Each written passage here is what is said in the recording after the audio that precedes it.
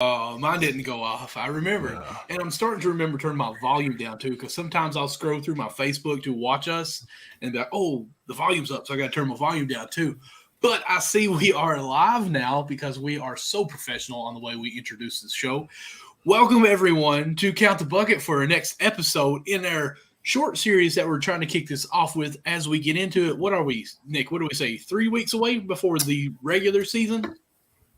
I think so, yeah, 3 weeks away. Okay, so we've started, we're doing each division as we get up to the actual season. Of course, preseason starts in like maybe 2 weeks. We went from the East Coast, Atlantic, Southeastern, Atlantic, and now we will be covering the Central Division on this episode. But before we get into it, we've got a lot of stuff going on.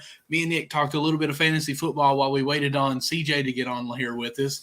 Of course, Nick, who is his first year doing fantasy football. He says he's almost 2-1. I'm on my way to 2-1, and guess what? I haven't changed my lineup once.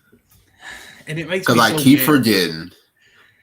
I don't know how you forget. Like, I am constant every day. I look at my lineup and be like, oh, he's hurt. Okay, is he playing?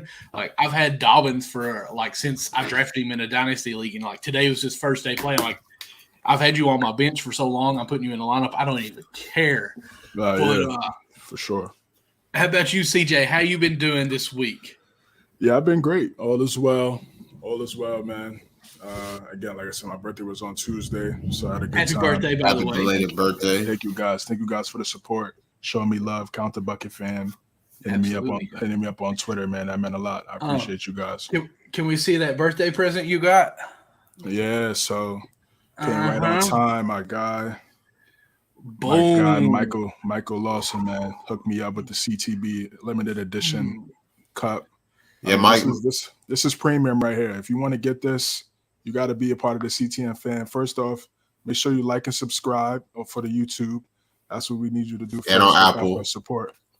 Give us the rating on Apple Podcasts, Spotify, and then we can see what's up. We can definitely hook you up with one of these limited edition factor right here, man. But appreciate you, bro. Absolutely. Yeah. Hey, you know what, Nick? We might need to talk about this Patreon you were talking about. Maybe this would be something. When you join our Patreon a certain amount, we might just get you a cup of some sort to join. Yes, sir. Definitely, 100%. Hey, that's what we need to do. We need to get a CTB Patreon, bro. Exclusive content for the fans. All right, see you through. Oh yeah, but yeah. See, CJ was luckily able to get his early birthday gift with the Count the Bucket Cup. I might have to wait till Christmas at this point to get mine. Well, I want to say I remember you saying something last week, and I cannot remember what it was. When I was like, I made the comment. Well, you know what, CJ, I might just send Nick's to yours instead and wait on Nick's. What did he say? What was it? But I cannot remember because I remember we laughed about it. So it's kind of comical that yours came before Nick got his, but you know what? We don't even know if Nick's is in the mail yet. Well, I have to clean my truck out. We don't even know where it's at. Somebody about to get a free Count the Bucket Cup. It's out there somewhere. Yeah, that's what I was just. Yeah, that's crazy. That's a fact. Oh goodness! But you know what? As it's scrolling across there, it makes me want to go ahead and do this. Of course, as you guys can see on the ticker down there, go follow us on Twitter, which CJ already said. Count Bucket USN. Subscribe to the YouTube channel. We got we're streaming right now on Count the Bucket, also Unwrapped Sports Network, who we're very thankful for the network.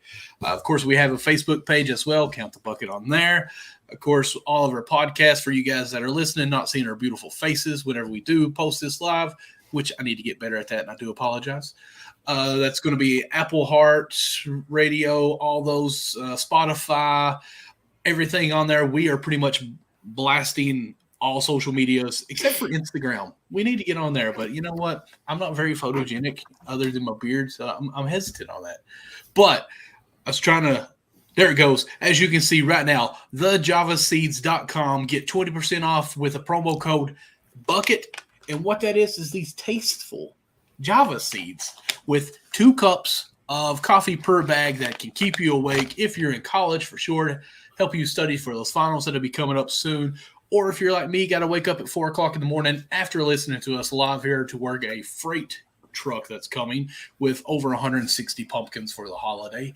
Hip, hip, hooray for that. So I will definitely be eating on some of these in the morning to keep myself awake, ready to go, and ready to talk basketball right now at least. So, bam. I think we got everything done right there. Of course, we'll try to promo some more a little bit later as we get on into here. But what news do y'all want to start with first? Like, I want to get into the divisions, but there is definitely some more headlines that kind of happened that. So one of y'all need to check the group chat because I just text something to you. I don't know if y'all saw it yet. Yeah, it was perfect. It was perfect timing. Yeah. So automatic green light to jump right into that situation. Absolutely. Let's go ahead. Absolutely. Yeah. So, even though we're talking about the division, of course, breaking news happening, 3 or 4 days ago? Yeah. It hit Wednesday night, actually. Okay. Wednesday night with Boston Celtics. I'm sure you guys have heard about it. If you watched any kind of sports media or even social media, you have seen something that's going on. Nick, I know you kind of want to talk about it a little bit more. Do you want to open it up? I'll give you the floor to kind of go with that. Yeah, so basically just to elaborate to keep things short, the Boston Celtics suspended their rookie. Well, he would have been a second-year head coach, but they suspended their head coach, Ime Udoka. It looks like Ime, how can I say this? Ime was having relations with one of the staff members for the Celtics. And apparently, this was something that had been going on, I guess, throughout the season, through the playoffs.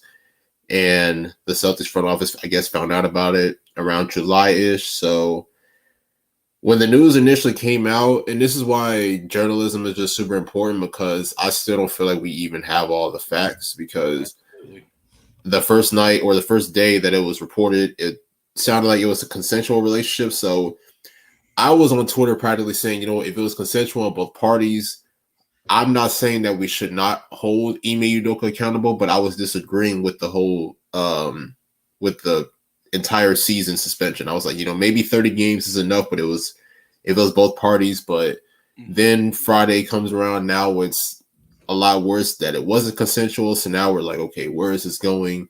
So now, when you say consensual, now you're talking about the two parties in action. Yeah, yes, two parties. So they were consensual. You're talking about Boston didn't consent, right?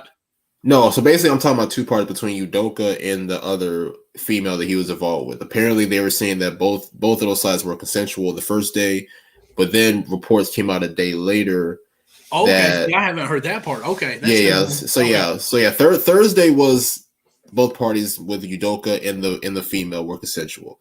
Mm-hmm. Then that later on that Friday, I can't remember if it was TMZ reported it or whatever, but TMZ practically reported that Udoka made unwarranted remarks and so on and so on. So it made it sound like it wasn't consensual from the woman's point of view. So now it looks bad.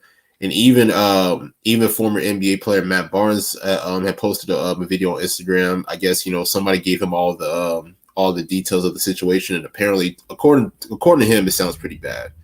So I think even now that we're in Sunday night, I still don't think we even have a lot of the details. In my opinion, I feel like there's going to be more to come with this situation possibly soon. But as we stand as of right now, the Celtics, the headline is right there. The Celtics have suspended Ime Udoka for the entire 2022-23 NBA season.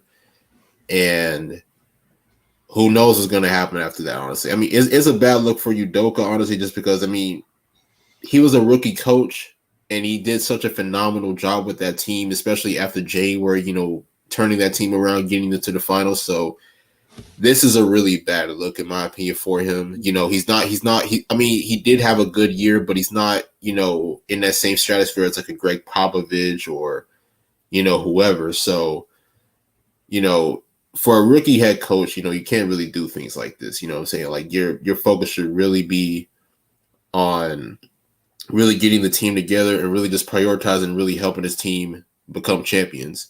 Mm-hmm. So I really don't know what's next for him. In my opinion, like with how bad the situation is looking, he's probably more likely. This is just my opinion. Like with how bad the situation is looking, he's probably going to end up being fired instead. I know that he's suspended right now, but I wouldn't be surprised within the next week or so they may announce that he's fired if we do get more details. But it's a bad look for Udoka, and we'll just have to see where it goes from here.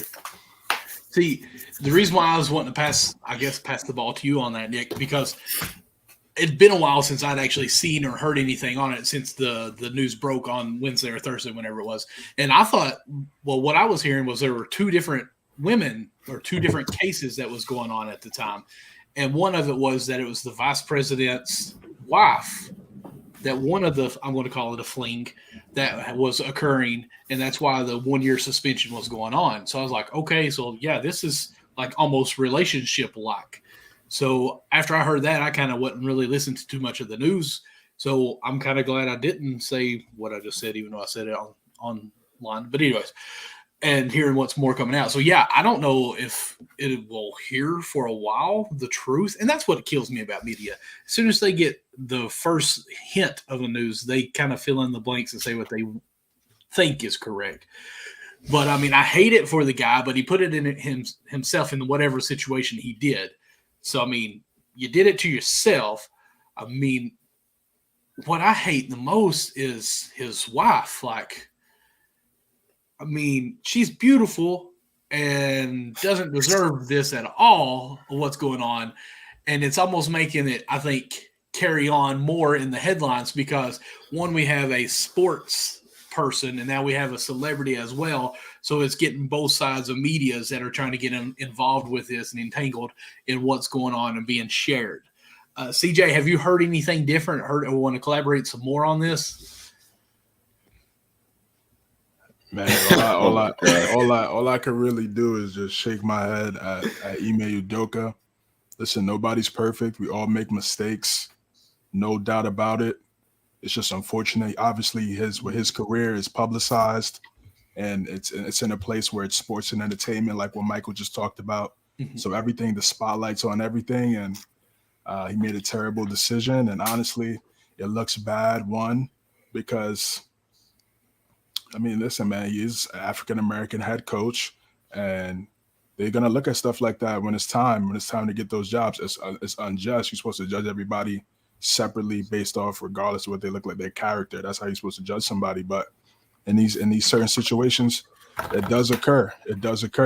And they're gonna, and it's sad, they should not do this, but they are gonna look at this situation and be like, yo, you know, can we trust? So okay, so that's one situation. And secondly, you just went to the finals. You had a 2-1 lead on one of the greatest teams in this generation in the finals. You lose 3 in a row, yes, because of turnovers. They forced everybody to the left. Okay, we got it from a scheme standpoint. But damn, bro. Damn. Like, you know, you still one of the best young head coaches in the NBA. But and lastly, it's the Celtics. If it was the Kings, it'd be a big, no disrespect to the Kings, but like, it's the Celtics, a storied franchise, one of the most popular franchises in sports. So it's going to get talked about. Man. And it's bad leadership. You got 2 young forwards that look to you for motivation when it's time, money time, situationally, in high pressure situation. You could always forgive for sure. And of course that's going to happen. That's a conversation he's going to have with his team, because he's not available for them, just like he would expect availability from his players every single night. So that's a conversation that he's going to have with every single one of those guys in that locker room that put that pain in to try to do what they try to get to do, and they were unsuccessful in doing last year, which is win the championship. So that's another thing that he's going to have to do, is have a conversation with his guys and gain their trust back. So if he does come back, they're going to want to play for him and understand that they're in it for their long run. That's the key situation. Like I said, it's sad, and we'll see when more information gets out. And then last thing for me is all these people came out and they want to compare this and that, and this is what this person did, this is what that person did, and had no information whatsoever about what's going down. People always do this in the social media era. They want to be first. Whoever gets to it first is the best, quote unquote. Anything for the likes and the retweets. Get all the information that you get all the information out, get as much information as possible before you form an opinion. Don't just come out and say something because everybody else is jumping, just because saying how high, just because everybody else jumps. Make sure you get your info. We don't even know all the information with this. That's why, Nick is right. You can't just come out and just blast and just say something crazy just because it's a story in social media. You want to get your clout. People just looking for clout. Get the information, then you form an opinion and you move from there. So like I said, lastly, it's sad on all levels, and we'll see what happens in the future. Now, one thing I do want to ask you guys, and I do want to ask you because of who we are here. I think we guys are pretty well. We respect each other. We love each other here. We can kind of talk any way that we can on this. One thing that I did hear was Stephen A. Smith. I don't know if you all seen one of his takes on there. Was saying that if a white person would have done this, would it be publicized as much? And basically what he said is there's a lot of white people out there doing the same thing, but it doesn't get on air like this. Now, do you think that is fair, or is it more because me personally on this side, it's because Celtics has a rule against it. Like no other organization that I know of has a rule like there's nothing that you can do on this, Like I thought it was if Boston didn't have this rule, we probably wouldn't even really been hearing about it as much other than Nia Long's husband cheated, on the celebrity side. Now, right. I do want to know how, and I'm doing it respectfully, of course. I don't want you all to think I'm saying anything wrong. Nah, bro. Yeah. You good, bro. Listen, man. I don't even look at it from that. I mean, it's a standpoint you could look at it from in certain situations. You could definitely look at it from that standpoint. But I'm just looking at the character of the man. I'm not looking at his skin color. That's what Stephen A. That's what these guys like to do all the time. They like to use skin color for clout. I judge a man by their character. It don't matter what color their skin is, off rip. He made a terrible decision. Yeah, it don't matter what his name is, what his last name is, or any. He made a terrible decision that affected himself, his family, his job. You feel me? Like this is what we do. This is what we talking about. Like Stephen A. He be doing that. He plays that game to reach a certain audience, bro. That's not us. You feel me? I'm judging homie by what he did, and he messed everything we talked about was life and basketball, not that extra stuff, Like that extra stuff is like, for the cloud. Like I said, if it don't matter what he looked like, if he had made that terrible decision, I would critique him the same way. It'd be the same thing because at the end of the day, it's your life, and you decided to do that, and you have to pay for the consequences. It doesn't matter what he looks like. That's the bottom line. That's it. Awesome. Okay. I agree with CJ. Well, good, because when I seen that, I thought that was just such a bad take, and I just thought, one, the way the country kind of is as far as pins and needles on different way of saying anything in that situation. I thought, that's almost even adding a more dividend. I don't know if that's the right word. Dividing even more. Division. Yes. Division. Like the man did wrong. It doesn't matter who he is. He did wrong. And that's all it should have been is he did wrong. His wife, or are they married? I think they were engaged. Okay. I think they've been engaged for a couple years. Actually, as I said, I want to see that I seen something like 5 years, and I thought, well, that should have been a red flag there. But his relationship with Miss Long is what he damaged the most, and that's where the focus needs to be on. It doesn't need to be on any other curtains that's going to go on to make any other side stories to where you're trying to actually get more publicized or get more views. Like, let's focus on the main thing here. And I just thought when I heard him say that, I just thought, man, that's the wrong time to be saying anything like that. But Nick, go ahead. I kind of jumped the gun on you there, so go ahead. No, you're good. I mean, but let's just be honest. I mean, and I told this to y'all yesterday, and I mean, you just see so many people. I mean, even CJ alluded to, a lot of people just giving their own opinions on social media.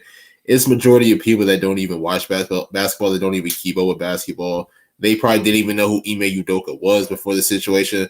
The reason why it's such a big news is because who he's with. Nia Long has been a long time actor for like 30 plus years, and it's an unfortunate situation because she has nothing to do with this. It's like immediately after the story came out, she was trending on Twitter, and it's like, oh my god, like what the heck is like, why is Nia Long trending on Twitter? And then obviously you see that, so it's like it sucks for her because hopefully she's not really catching any slack from it, which I don't believe she is. But it's like, she doesn't have anything to do with the situation. This is totally on Udoka. This is his wrongdoing. He should take full accountability for it.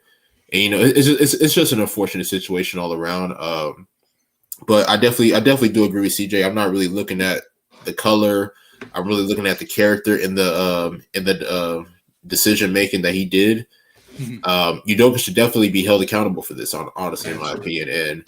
And like I mentioned earlier, we probably still don't even have all of the reports. We probably still don't know. There may be more that may be leaked out possibly within the next few days. So you just never know. So This is just my opinion. I know that he's suspended, but if more does come out and it does seem pretty bad, like if there's like any like sexual harassment allegations or anything, he's probably going to get fired, and it's going to be unfortunate for him because he's such a great coach. He may not even get a job in the NBA again, which kind of sucks, man. So it's just a crazy situation all around. I don't know what's next, but right now it's just not really looking too good for him. And I mean, on a professional level, it sucks for him because I mean his future was so bright, especially with Boston right now. I mean, they went from what we always talk about, I think it was like January 6th, where they were under 500, and from there made the tweaks on the rosters and their schemes, and then all of a sudden they come out and they go off on like a 30-10 run, basically, go into the NBA Finals and everything. I mean, you learn from that, you bounce back, you add who you did, even though they lost Galley for the year. You have that to build on, and now you have this. Like this to me, unfortunately, too, just rains a big cloud over Boston Celtics season. Like if for some reason whoever is going to be intern coaching for them, if they kind of start, I'm going to say, flopping a little bit starting out, it's going to be, oh, wow, this Boston is not good without their coach, or wow, they can't get past the social medias it's going to go on. Like this is going to be hindering them all season long unless they can come out fire from the beginning. So, I mean, he tanked the whole season for him, really. Honestly. Hey, CJ, you think you could pull up the Matt Barnes video if you could find it? Yeah. Try to see if I can pull that up. Yeah, the one that he went back to correct, or the one that because I thought he took it down. Yeah, so the first one came out Thursday night, and this was right after the Celtics had announced that they were going to suspend Udoka for the entire regular season. So me and Matt Barnes were on the same page because by the reports, it was both me and parties. Matt Barnes were on the same page. I mean, hey, we were. I mean, at the time, the reports were it was consensual on both sides between Udoka and the woman that he was involved with.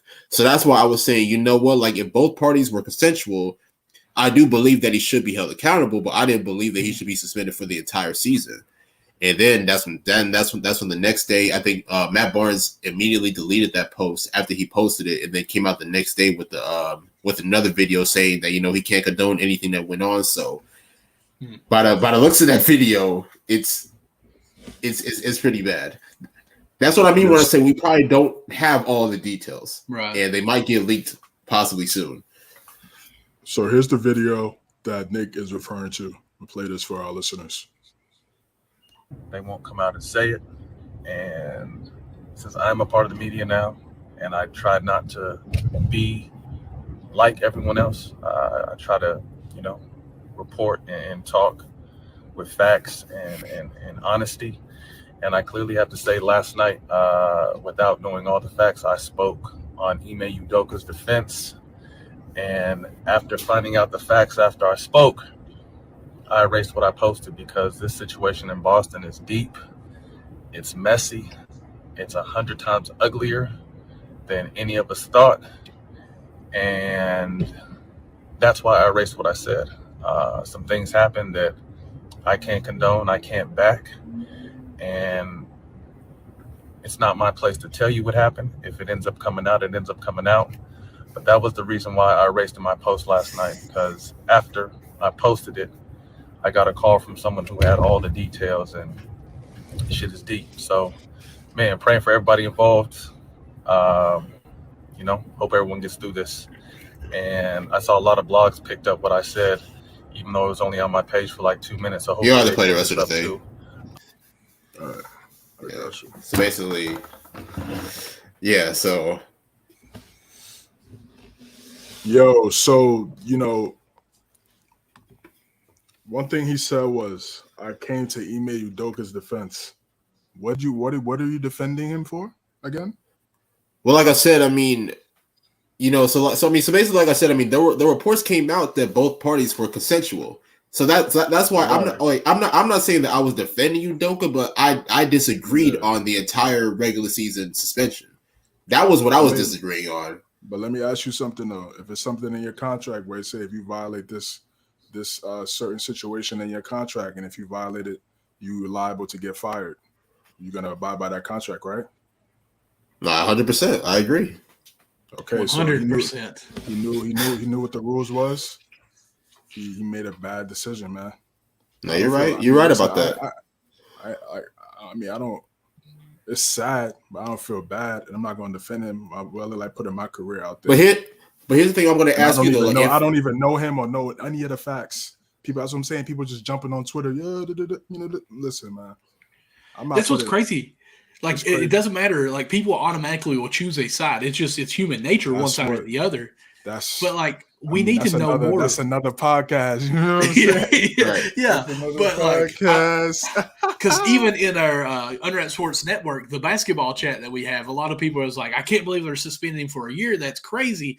And other people's like, oh, he deserves to be fired. And like, we still don't even know what's going on with everything. Like, and that was when we thought that they were a couple, or at least my news that I was hearing was that they were in a relationship that had lasted for a while. So it was consent.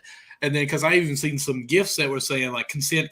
Then it had like a Boston Celtics meme behind them and it's saying, no, consent here. And that's where the trouble was coming from. So like, I get, I guess in a way, the defending, like maybe he meant not for the year suspension, defend him. Hey, he doesn't deserve that. But if it says you can't have any type of relationships with any people in the organization, there's no way you can say, oh, they're doing him wrong here. Like it legit says not to do that. Like if I go down the road and I get a ticket for speeding 100 miles per hour because the cop pulls me over and it's 55, like nobody can defend me and say, hey, he shouldn't be getting this ticket. I didn't obey by the rules. Like, I mean, that's just what it is. It's like, facts. Yeah, my old coach used to say, if it looks like a duck, it's a duck. Exactly. Right. Exactly. Of course, he throws more words in there, but here's what I'm gonna ask you, CJ. Like, here's what I'm gonna ask you real quick. So, I mean, you mentioned it earlier, like this is the Boston Celtics, one of the storied franchises in the NBA. So, like you said, I mean, if it's a part of that contract that you're not supposed to have any type of relations with them, like any of the staff members, that you should get fired. So regardless of whether it was consensual or not, why do you think that they didn't just fire him immediately after that instead of just waiting to give him that suspension? Well, I'm not saying he should get fired. I'm saying if you violate something in the contract, you have to pay the consequences. That could be getting fired or getting suspended. I just want to clarify that. I know what you're saying. Okay. I just want to clarify for somebody who may have a question about that. Yeah, I mean, listen, he's still. They went to the finals. We was in the group chat. I was like, they went to if they had got knocked out in the first round, out of there. Oh yeah, no easily. hesitation. But since they went to the finals, of course, they went to the finals 2-1 against the Warriors. Last person to only do that in the finals was Kawhi, right? Yeah. So that put you know what I'm saying? Yeah, they didn't get it done, but they're right there, 24-25 respectively. And he led them to the finals. So he's talented enough to keep his job, but this is it.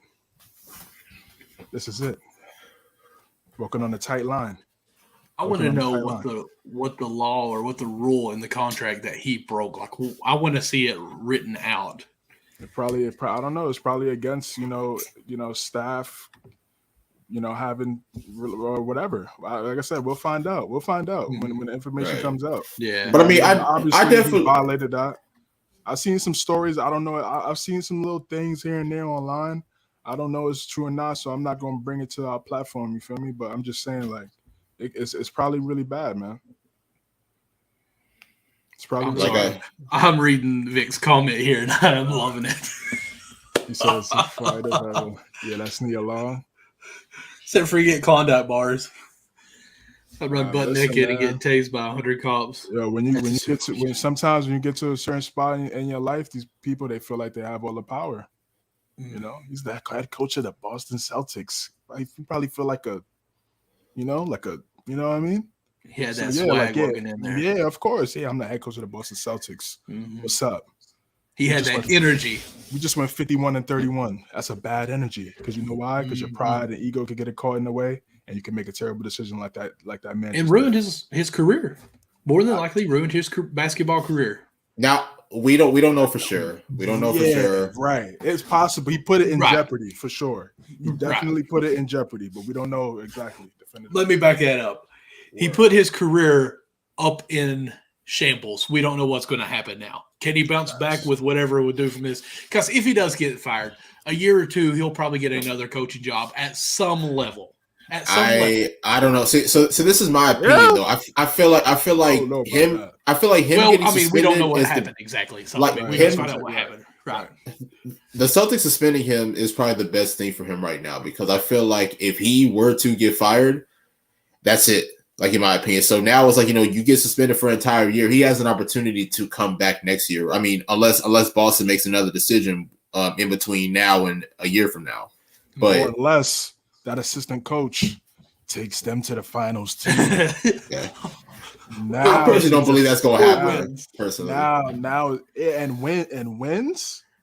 Even not even if they don't win, because now it's like it's right here. And then you got situation. Yeah. This guy doesn't have a situation. Oh, who coached this last year? Yeah, exactly. We're gonna stay with that guy. So that's what I'm saying. When you put your job at jeopardy, you have the potential of somebody else taking it too. Do you? Let's talk about this a little bit before we stay on this, because we're already 30 minutes in it, and the whole episode is actually to talk about this other division. So let's kind of at least hit this a little bit before we move on, which I think this is a great topic that we're on. Okay, he's suspended at least for a year. We know that now. So are we assuming assistant coach stepping up for intern coach, or do we think maybe Brad Stevens could come back and coach? No, what do you all think is going to happen here? They already announced that they're going to bring in an interim coach. What's his name? I just had it. Joe Mazzulla. Okay.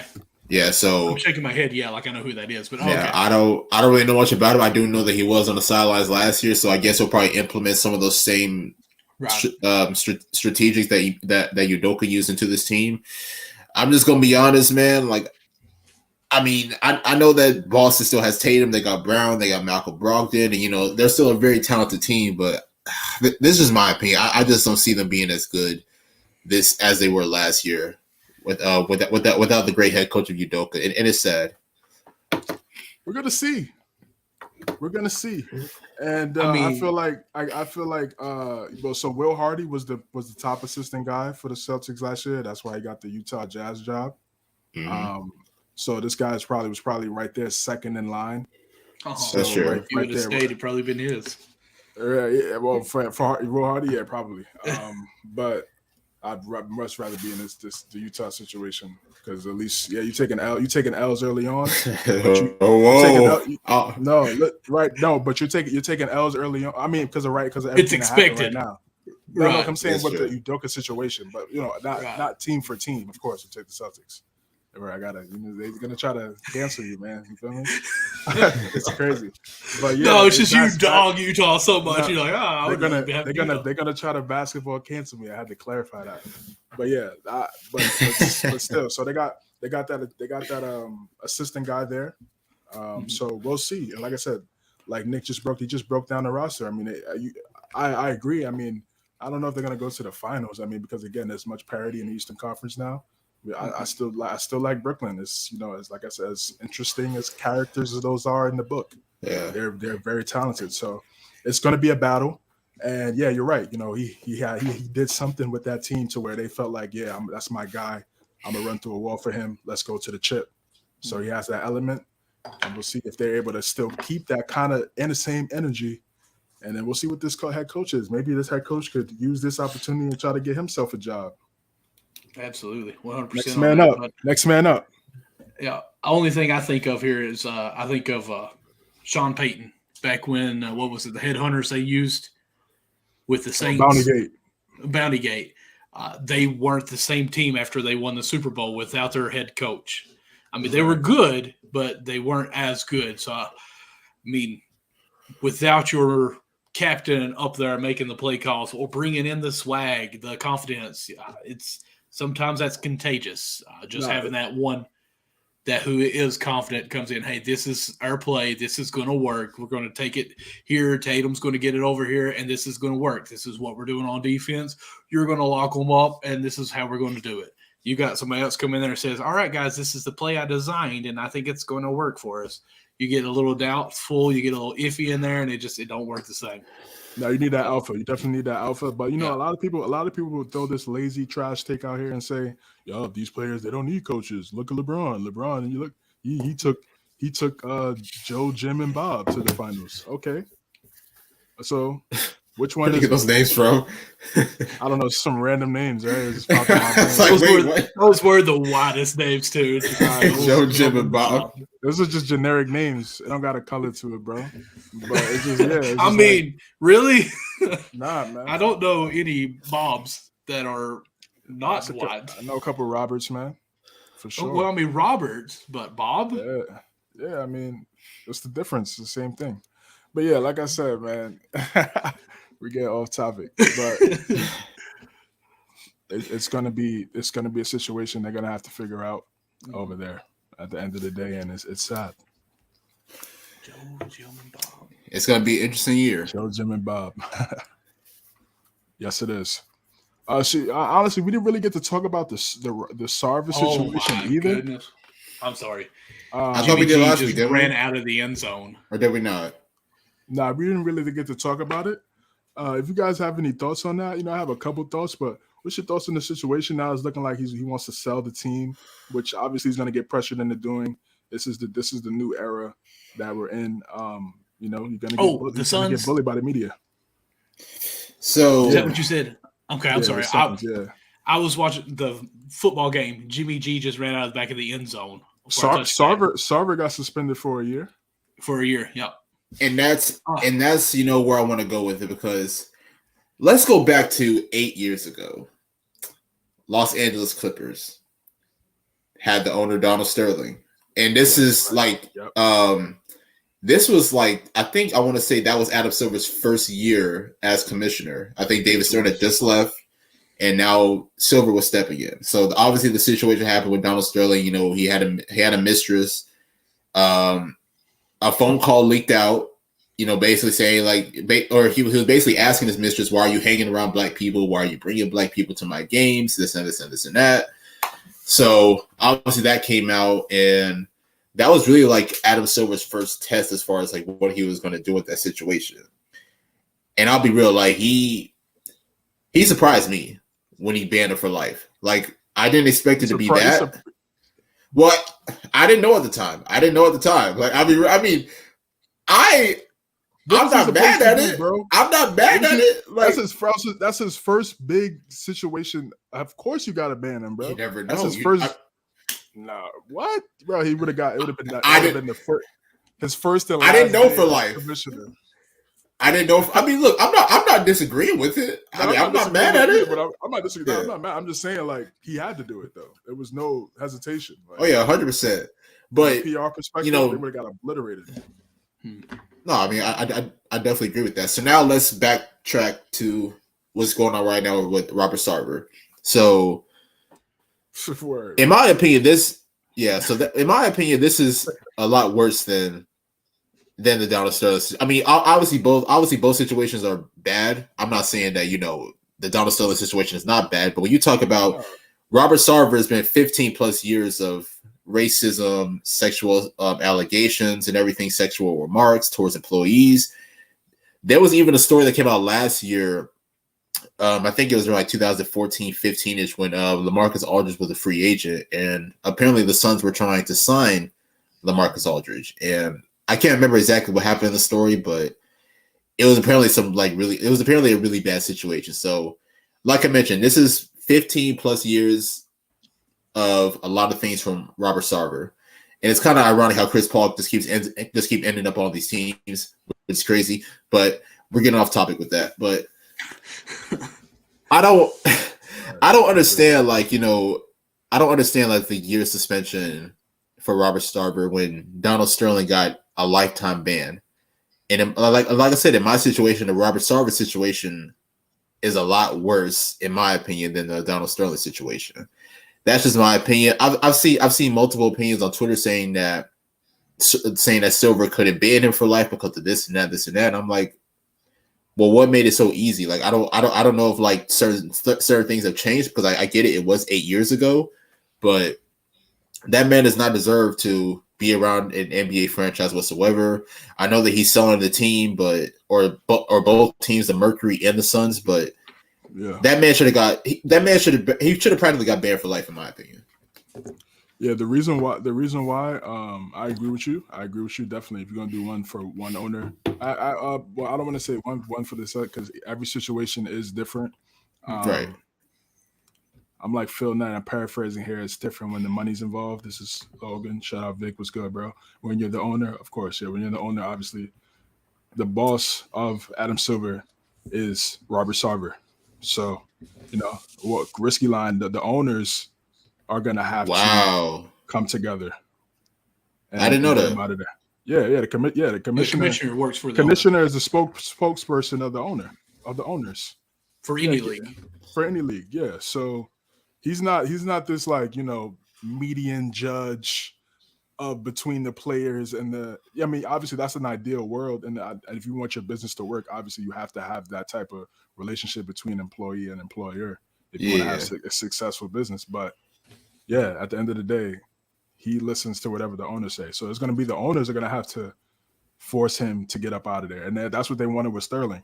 Like I said, bro, like I'm not. Are we supposed to congratulate him for banning Donald Sterling? Like that's the most obvious thing you had to do, and that's your first. That's your first stint. That's your first stint as a commissioner. You had to do it. Now you're here 8 years later.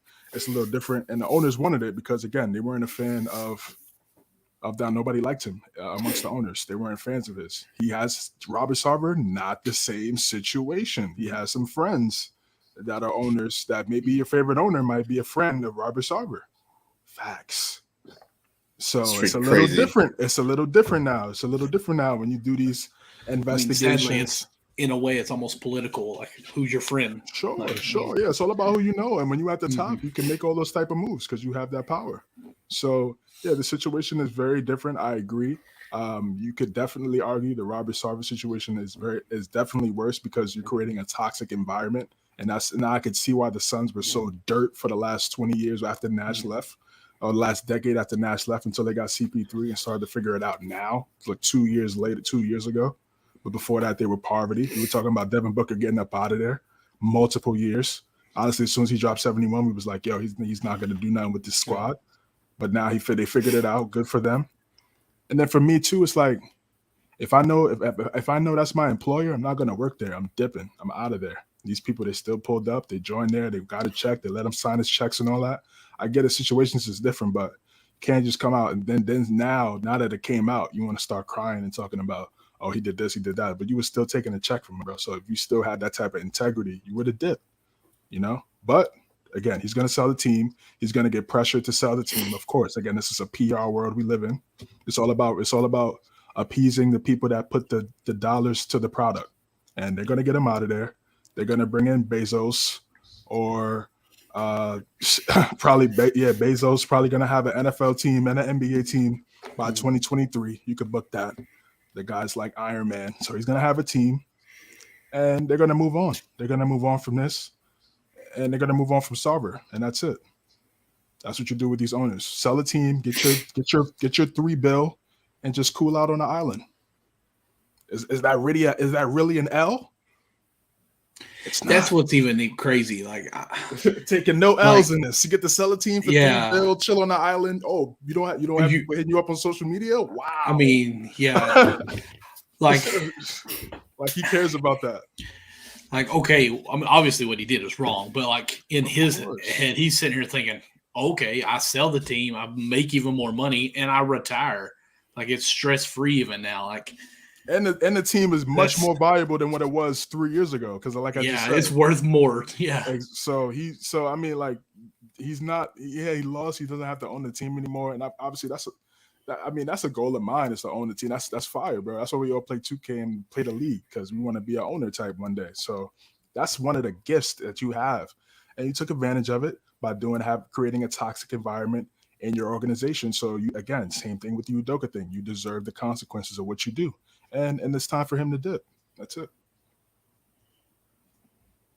Truth. 100% facts right there. That's what we bring here at CTB, man. That's all. I can't transition into anything after that. Like, I mean, drop the mic. Absolutely. Episode done. Bam. And now we'll go ahead and transition on over. I mean, yeah, you guys said it in a whole nutshell. There's no way I could say anything better than what you all just said. Both of y'all make great points on that. But we are getting up to almost an hour here. We're up to almost 50 minutes now. Are we ready to kind of transition on into the division and see where we're going on there hoops, now? Bro. Let's talk to let's I'm do tired it. of Let's all this other crap. Yeah, I mean, listen, guys. We are talking hoops, but yes, we got to cover all phases. We got to cover all true. phases of the game. We got to show the people how multifaceted we are when it comes to talking about this game. Not just the X's and O's, but also the news. That's what we bring to the table here with everybody. Now, I want to back up one thing. Do you think Chris Paul did help bring this to a head a little bit? I'm sure to play the fact. I think it just, possibly. You said, 15 years? Nobody said nothing for 15. Nash was there. Yeah. What's up with that? Nash was there. Nash never said nothing. So what's good? Not a word from Nash. Not a word from Grant Hill. Not a word from none of these players. Amari. I know. I think one player said something. I think Matt Barnes might have said something. Was Barkley there then? No. Barkley was like in the 90s. He was on TNT by then. Yeah, he was on TNT. Yeah. Listen, guys, I'm old. I kind of forget what 15 years ago. I'm not really hearing nothing from a lot of these players that were asked that were. So I heard players talk about Sterling, Baron Davis. Right. The knuckleheads, Q Rich and Darius Mott, they were talking about. They were saying, it's crazy. Like they actually stopped Kobe from going to LA because I think after Shaq had left, they were looking to trade Kobe to LA, but they stopped him from going to the Clippers. Because of Donald Sterling. It's crazy. Great man. Speaking of Kobe, one more topic before we get into basketball. Have you all seen the Kobe documentary that they're coming out with? Oh yeah, I'm ready. I'm ready for it. You talking about the Team USA one?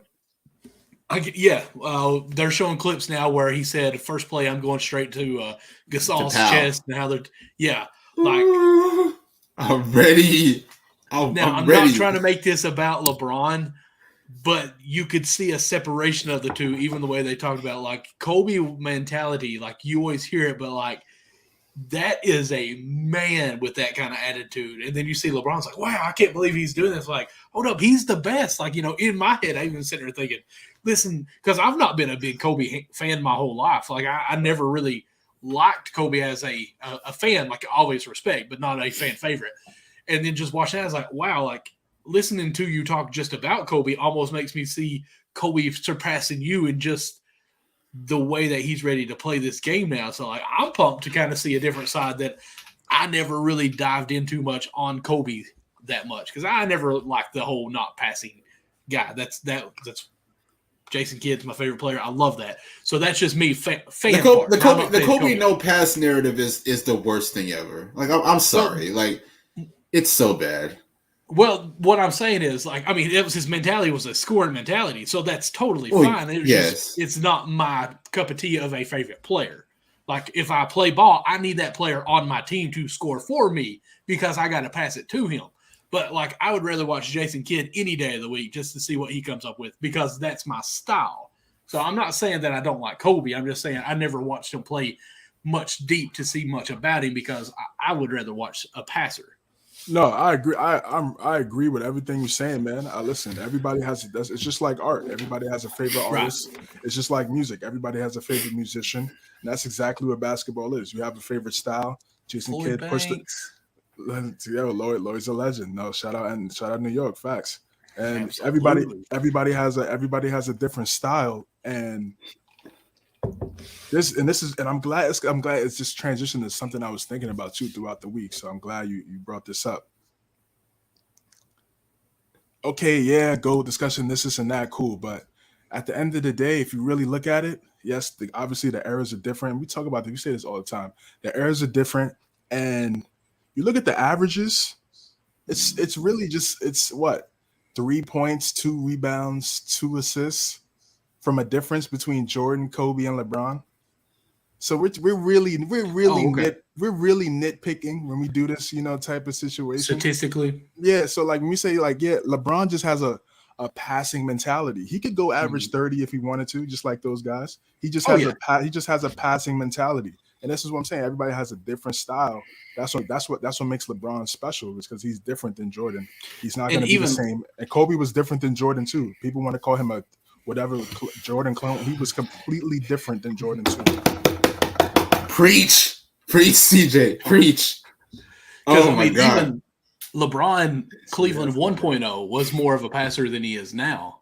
Like he's more of a scorer now, and then pass if he needs to when the help comes or anything like that. So I even say as LeBron's went on in his career, he's not nearly as much of a passer as he used to be. Well, yeah, and then also that record, trying to get to that Kareem record. He tried to get to points too. We know that, but that's a legend, bro. If I just fired up today, I just don't understand like how you don't have this man top 3, bro. This man's about to pass Kareem Abdul-Jabbar all time in scoring. I like how you said 3, not 2. Do you know what other narrative makes me upset? You want to know what other narrative makes me upset? Is that people say, like, I've heard people so many times say that LeBron is not a scorer. What are you watching, bro? What are you watching? Like, it's just not. You know what it is? How can you be like this close to being the number 1 all-time scorer in NBA history, but you are not a scorer? I don't understand it. LeBron, they just heard someone else say it and they're repeating. They have no idea what they're talking about. It's because his style of scoring is very it's not like Kobe and Jordan in that it's more finesse. His is more power with finesse. So that's why you see Gilbert Arenas throwing shots at Giannis, which is blasphemy. Oh my God. We can talk about that next. We can talk about that. Yeah, I'm about to say, we're not gonna get into that now because I definitely got some things to say. But I just want to say this: LeBron's scoring style is different. Kobe did the fadeaways, Jordan did the fadeaway, the shimmy, regardless of the shoulder. And then it was fire to watch. It was an art that a lot of people gravitated towards. LeBron's just set the screen, let me get the mismatch, bang time. And if they collapse, like Michael said, we're kicking it out to the shooters. So, it's different. It's different style, different era. If Jordan played in this era, he's averaging 30-point triple-double. I promise you. Oh yeah, absolutely. Not even 100%. Not even a discussion. 30-point triple-double for multiple seasons, probably his whole career. But see what Westbrook is doing? He would do the exact same thing, but better defensively, and could shoot the 3. And can shoot the 3. You got to think as well though. Like the Jordan's, at least in 5 of his first 7 years. Jordan averaged at least 28 a game, at least. Yeah, I was playing the Jordan Challenge, and you had to be Jordan in North Carolina. Yo, that paint was so clogged. Oh my God! There was no 3-point. There was no 3-point line in college back. I mean, it started in 1980, but I didn't have it in college back then. So I'm like, and still, it wasn't really a thing. Like it was there, but you still didn't shoot it that much. Yeah, look at this line. I'm still gonna shoot inside of it. I'm not shooting that, which is insane to think about. Percentage. That's insane to think about, bro. Like, I'm not shooting out here. Nah, I'm good. We're gonna shoot in the 2s for 2 decades. Yeah, that's crazy. All right, but yeah. I was going to the paint. It was just slashing, bro. When I was playing Jordan in North Carolina. So just imagine if he played in that spacing today. 30, 50, 60-point triple doubles. And there's people talking about that Jordan couldn't do that because the bigs that they have now, as athletic as they are, that could help on the defense weak side. I'm like, Jordan still did you not see him dunking on Patrick Ewing, dunking on Dikembe? Do you think what these bigs are soft? That point doesn't even make anybody that says that. I'm not gonna go that far. And that's an NBA player saying it. It don't matter. Listen, if somebody makes that statement, it's lazy because Jordan was dropped. Like I just said, bro, there was no spacing back then when Jordan was playing. So everything was in the paint. He had to find ways to score in the paint with 3-4 people in there, including his teammates in the paint. Listen, what? And it was just today.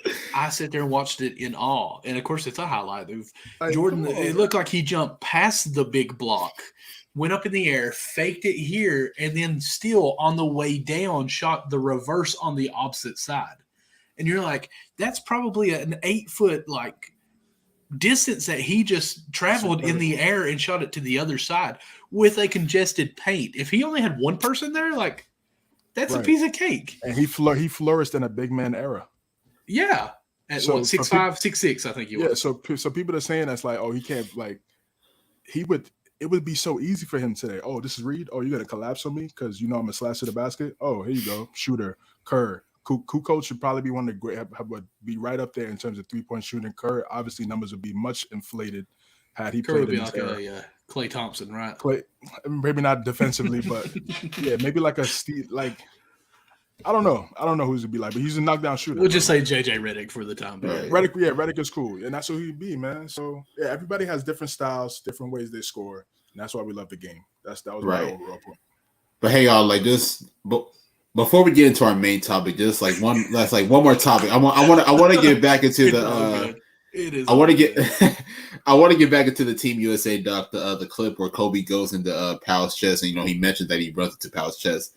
The reason why I get so fired up is because if you remember, the Lakers had just lost to the Celtics in that year, and Powell was getting obliterated by Garnett, Kendrick Perkins, like you mentioned it. So that moment right there was kind of like a message being sent to Powell, like as far as like what I'm saying, like you got to get stronger, you got to get tougher, because Powell was a great player, and that's why I like when Andrew Bynum was with the team, that they slid him to the 4 because Powell is not a banger like his brother Mark is. He's a finesse player. He's really talented with the ball. He can handle the rock. He can pass. He can knock down mid-range shots. So that wasn't necessarily Powell's game, but he still had to get a little bit of an edge to him. So that's why I like that clip so much, because Kobe was just really trying to send a message to him, saying that next year we gotta get stronger and we gotta get tougher. Powell, one of the most underrated sidekicks in NBA history. Facts. What he did in those 3 years with the Lakers when they went back to back, absolutely phenomenal. I know he was good at Memphis / Vancouver, but when you go to the big stage, you play for the Lakers, it's a different deal. When you go play for the Lakers, man, it's a different scenario, different type of vibe, and he lived up to it. He's going to get that statue. I'm proud of him. We actually found out, too, that George Mikan's going to also get his jersey retired. We had talked about that during the finals. We was doing our pre-watch parties, so that was good to hear as well. That reminded me of that. But, yeah, man, let's get into the Central Division, man. Let's go. We're about an hour in. And the show now starts. No, it's great NBA talk, man. Great NBA talk. Did y'all know that during the offseason that Powell would actually be like a doctor back in his home country? Like he had his doctorate. I mean, that's awesome. Veterinarian, yeah. Yes, sir. No, I think like he actually did surgeries and stuff on humans, like not just. Oh, did he? Yeah. Oh, okay. That's what's up. Yeah. So we'll start off with Milwaukee Bucks. Finished last season 51-31. Of course, they had some injuries throughout the year. Didn't finish the season full strong.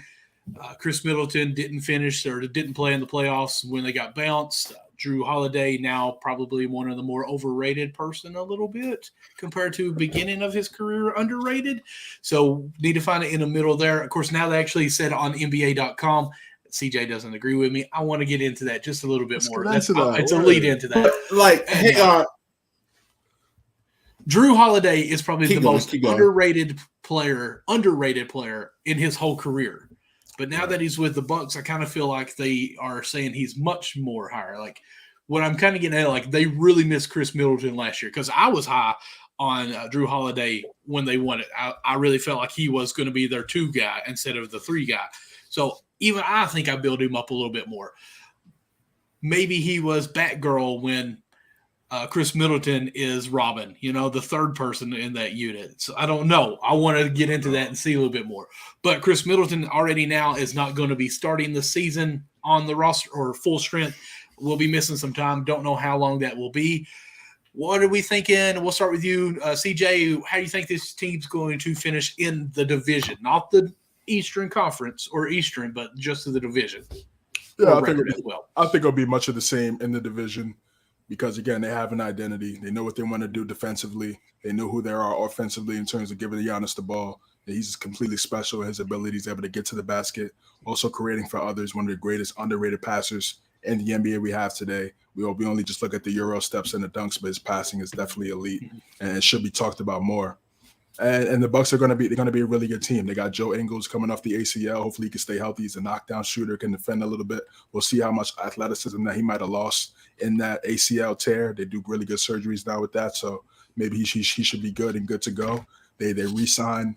They gave an extension to Bobby Portis, which I think is extremely necessary. He's a big knockdown shooter. He can space the floor. He could be in your small ball lineup. He could be in your closing lineup. He's a really good young player for them. I think he's going to be special for them. And obviously, Chris Middleton, you got to keep Chris Middleton. He really solidified himself as a really good number 2. He was definitely needed in that series against the Celtics. They still forced 7 games, but they could have used his shot creation 100%.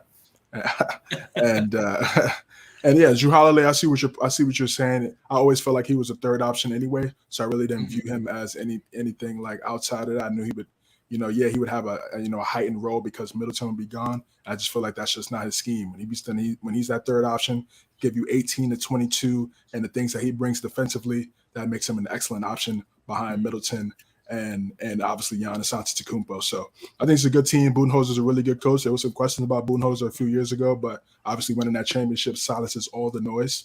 And I think they're going to be right up there with these top teams like we talked about, with Brooklyn, with Philadelphia, Boston as well. I still think Boston's going to be, despite everything, they're still going to be really good. So yeah, those are the cream of the crop right there. I know you said this division, but we know they're going to splash through this division. We know they have Chicago's number. It's a bad matchup for Chicago because Chicago they want to stick. What happened? You just said splash it through them, bro. Like Chicago don't exist. Cleveland right there. Like they're gonna smash through Chicago because Chicago has a stretch 5 and he just has no answers for Giannis. You put Giannis at the 5 going up against Vucevic. That's food. Oh yeah. All three of us know that.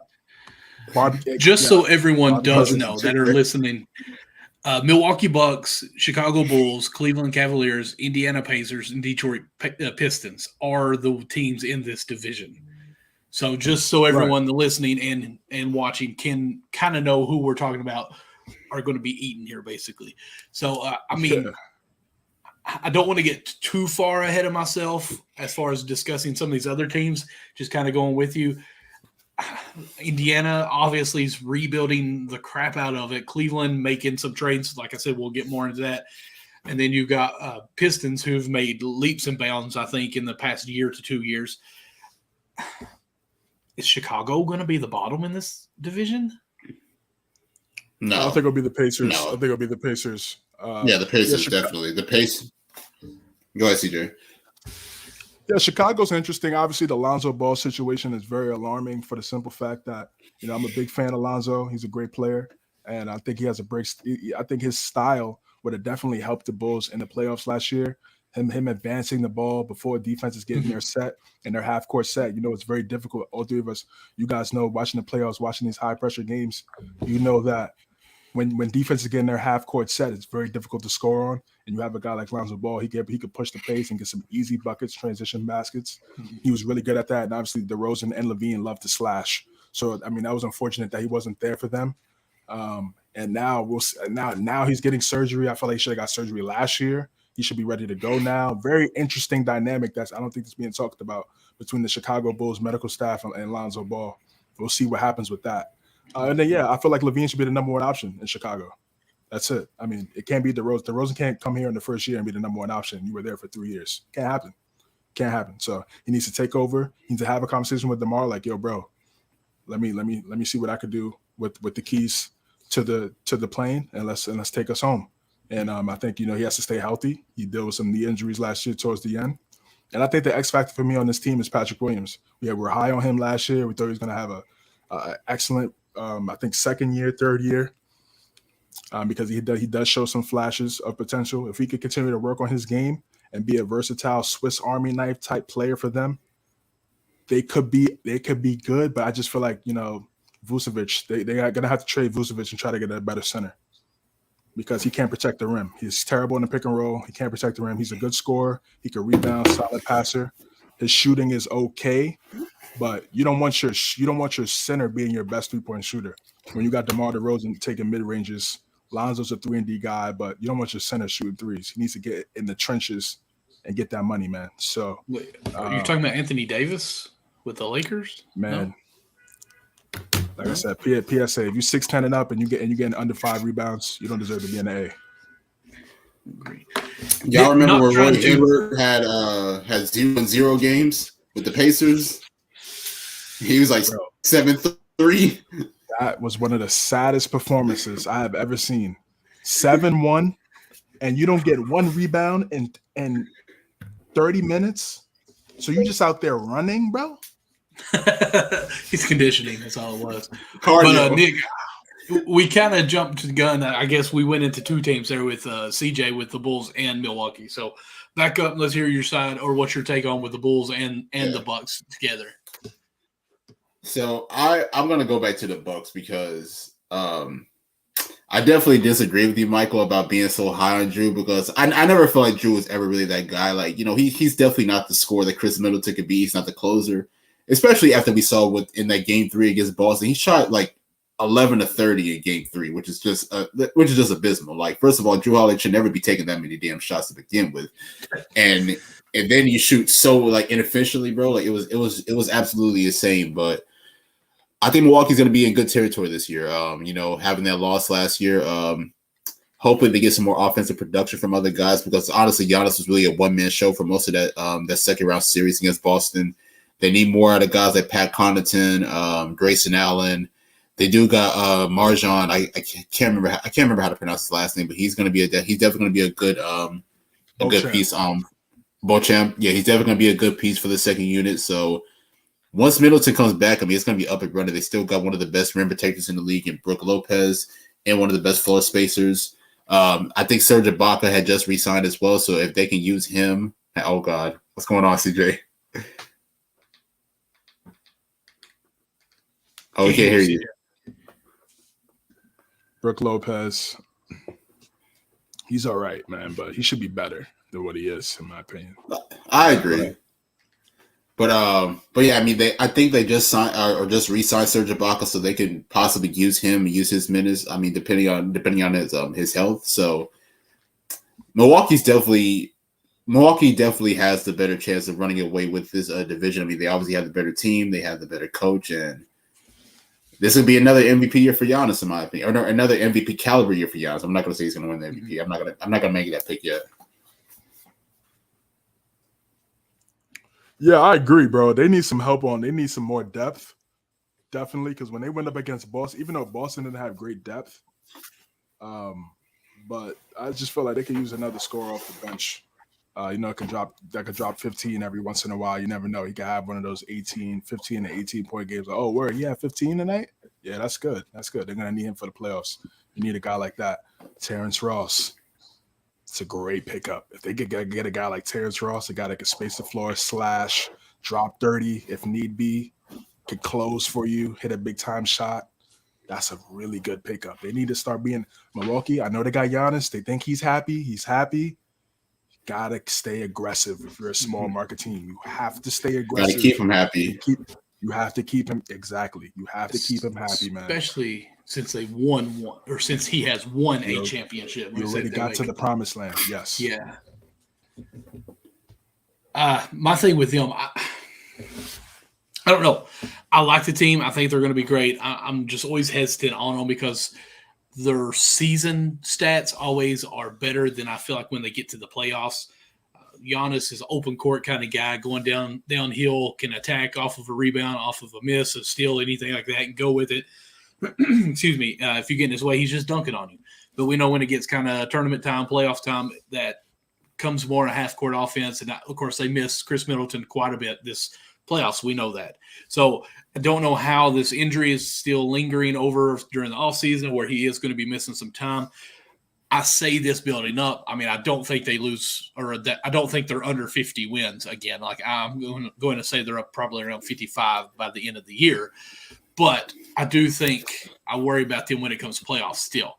I just always will when it comes to Milwaukee. Just their scheme when it comes to playoffs, I worry about them a little bit. But they've got a ring, so they're good. But now going on to the Bulls. I just want to say one last thing. Yeah, that's a fair point. I've been saying this for the longest time. I said Giannis needs to play a little bit more in the post. Listen, I know he could be. He's a really good slasher, and that's a good point that you made because in the playoffs, that's what Toronto did. That's what some of these other teams did prior to them going to the capturing that Larry O.B. They kind of dropped off, played some zone, kind of played man zone a little bit, kind of play close to him, make it seem like they're crowding him, and then get back to the shooters and close out. So he needs to be in the post a little bit more, be more dominant in the post. One dribble, it's on his head automatically all day. If he played like that, he would get 50 with ease. then they'd really have to collapse. And then he's already a phenomenal playmaker. Again, he's another guy that he should be getting 40-point triple doubles almost every night. Almost every night. The way he played, if he played in the post, Drew Holiday drop it down, one dribble. It's who's guarding that? Who's guarding that? I mean, who's really, guard that? Nobody's guarding that. Because listen, with him, because when you coming down the court and you're dribbling, everybody knows what's going to happen. When you're just running down the court with the ball, I'm just running down the court, and yeah, of course it's going to work. You're 6'11", and you have that gift, and keep doing it, of course. But you need more. You need counter moves. You need counter moves to be successful. It's in every situation. If he added just a quick post game, and it's crazy, Budenholzer played with Duncan. I thought it'd be Coach Duncan. I thought it'd be a perfect dynamic.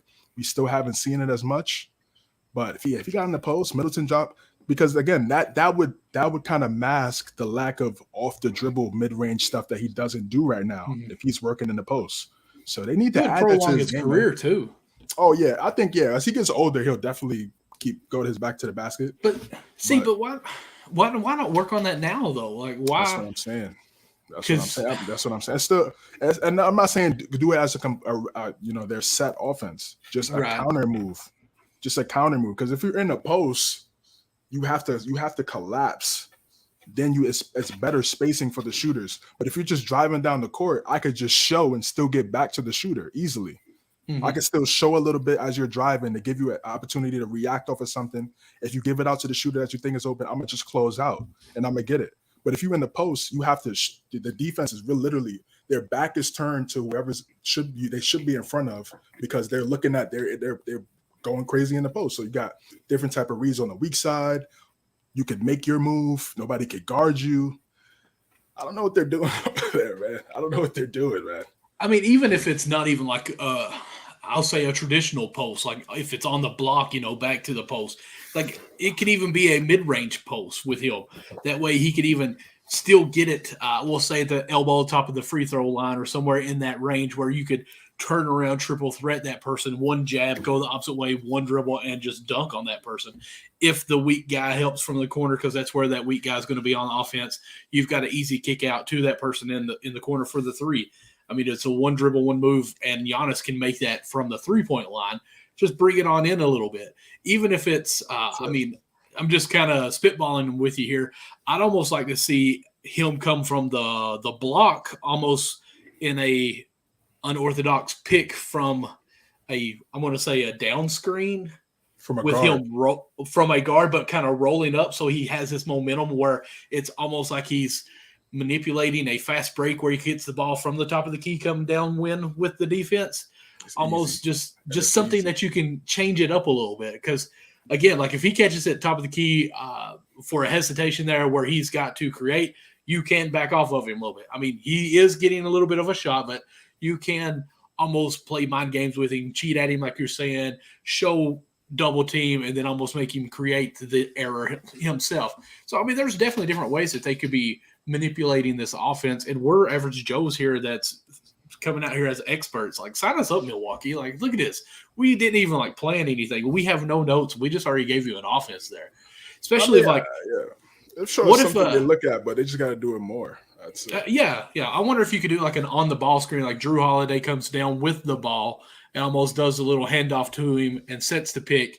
So if there's a switch, you have a guard on him anyways, and then it's basically going to be a dunk. If they don't switch, it's underneath where he should have the first step up with the ball and should be able to blow right by him anyways off of that little mid 10 to 15-foot pick and roll.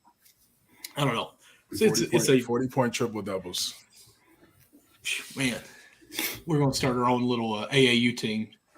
Nick, what are you bringing to the table? Let's do it, man. CTB AAU squad. I mean, y'all have basically said everything, man. I was just sitting back, observing. We're talking X's and O's. Yeah. Milwaukee. Yeah, so we got it. Milwaukee has no reason to not, take over the Central Division. They're clearly the best team in this division, in my opinion. They got the best player.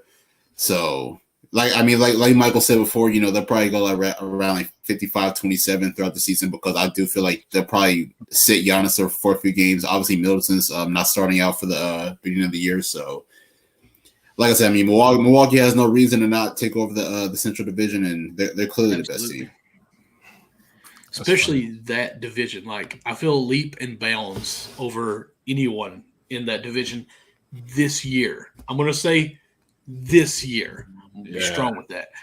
Now, Nick, did you talk about the Bulls any? Because, CJ, persuade him into Let's the go Bulls. into Chicago, man. The Lonzo injury sucks. And it really sucks for me because I'm really high on him. He's a great playmaker, really getting everybody involved. And he's one of the best on-ball defenders, in my opinion, in the NBA. They really, like CJ said, they really could have used him in the playoffs. And I was really excited when he signed with the Bulls last year because I'm like, we're going to get some playoff action from Lonzo. Mm-hmm. Oh, my God, man. And we still have not gotten that yet. Hopefully we can possibly get it this year. But Lonzo is really a liability because of his injuries. And it sucks because he's such a great player. He's such a great dynamic player, high basketball IQ, high athleticism, but he just can't stay on the floor. And I think that's really going to cost Chicago. Obviously, in my opinion, they will still find a way to make the playoffs just because you still got dynamic scores in Zach LaVine and DeMar DeRozan. And I definitely agree with you, CJ. Zach LaVine needs to be the number one option on this team. I get it. DeMar had an MVP caliber year last year, but he's definitely getting up there in age. And Zach LaVine is emerging, or he has been emerging over the past few years as an all-star caliber player. So, in my opinion, what they need to do is just really utilize Zach LaVine as the top scoring option for the team. And as for Vucevic, I love him. Great floor spacer, but liability on defense. You got to let him go. In my opinion, he's practically cooked on that end. I'm just gonna say it like it is. So Chicago is interesting because I have them around like the 7-8 slot in the East, because Amos funny, but Amos hilarious. Chicago is definitely one of the interesting teams because I don't really have them as far as a top 5 seed in the East. I kind of have them up there in the play-ins position. I don't know what it is that they need to do. They definitely need to get healthy, and they just need to move some pieces around in order to really, really be like a top contender in the conference. Okay. I'm going to say this, and this may be my bad take, and I apologize. But I'm not – CJ's getting prepared for me on this. Like, okay, let's hear what he's got. Get nervous. I don't think Bulls can be anything with LaVine being the guy. LaVine has never done anything with any team being the guy. Is he a dunker? Is he a three-point shooter? Like, I feel like he almost is just a jack of all trades, but a master of none is defiant of him. And I might be a little strong on that. As I say it, I feel strong. I would rather see Ball be the number one option on that. Lonzo Ball be the number one option? I mean, think about like it. Scoring? Hang on with me. No. Not option-wise as scoring, but just the offensive leader of that team to set everyone up. You've got DeMar who can take anyone to the hole. You've got LaVine over there that can take them. I want to see Ball take this next step and say, hey, this is what we need to be doing. Let's set them up in the offense, and then let's get you in your right spots. Because me, again, Jason Kidd being my guy who I love, was the number one option without ever being the scorer. I want to see a Ball take that kind of role because the Nets had nobody. The Nets had nobody when he took them. Jason Kidd did kind of develop into an elite scorer, though. I mean, I get it. In his early years, his jump shot was not there, but he definitely developed in it. Yeah. Well, I mean, at least a decent score. Good score. Yeah, good score. Well, I mean, if average around 20 plus a game. Yeah, he got. But to combat that, though, like they're in the NBA, they all are decent scorers. Yeah, but Lonzo's not an offensive threat though. Like he's not looking to shoot. Like he'll probably take a minimum like 6 shots a game. But least. To me, that's bad. To me, he needs to be averaging close to this triple-double, and he should be able to do that. Like to me, if the Bulls are going to have a chance next year, and that's why I kind of was earlier saying, like, could the Bulls possibly be the last place team in just this division here?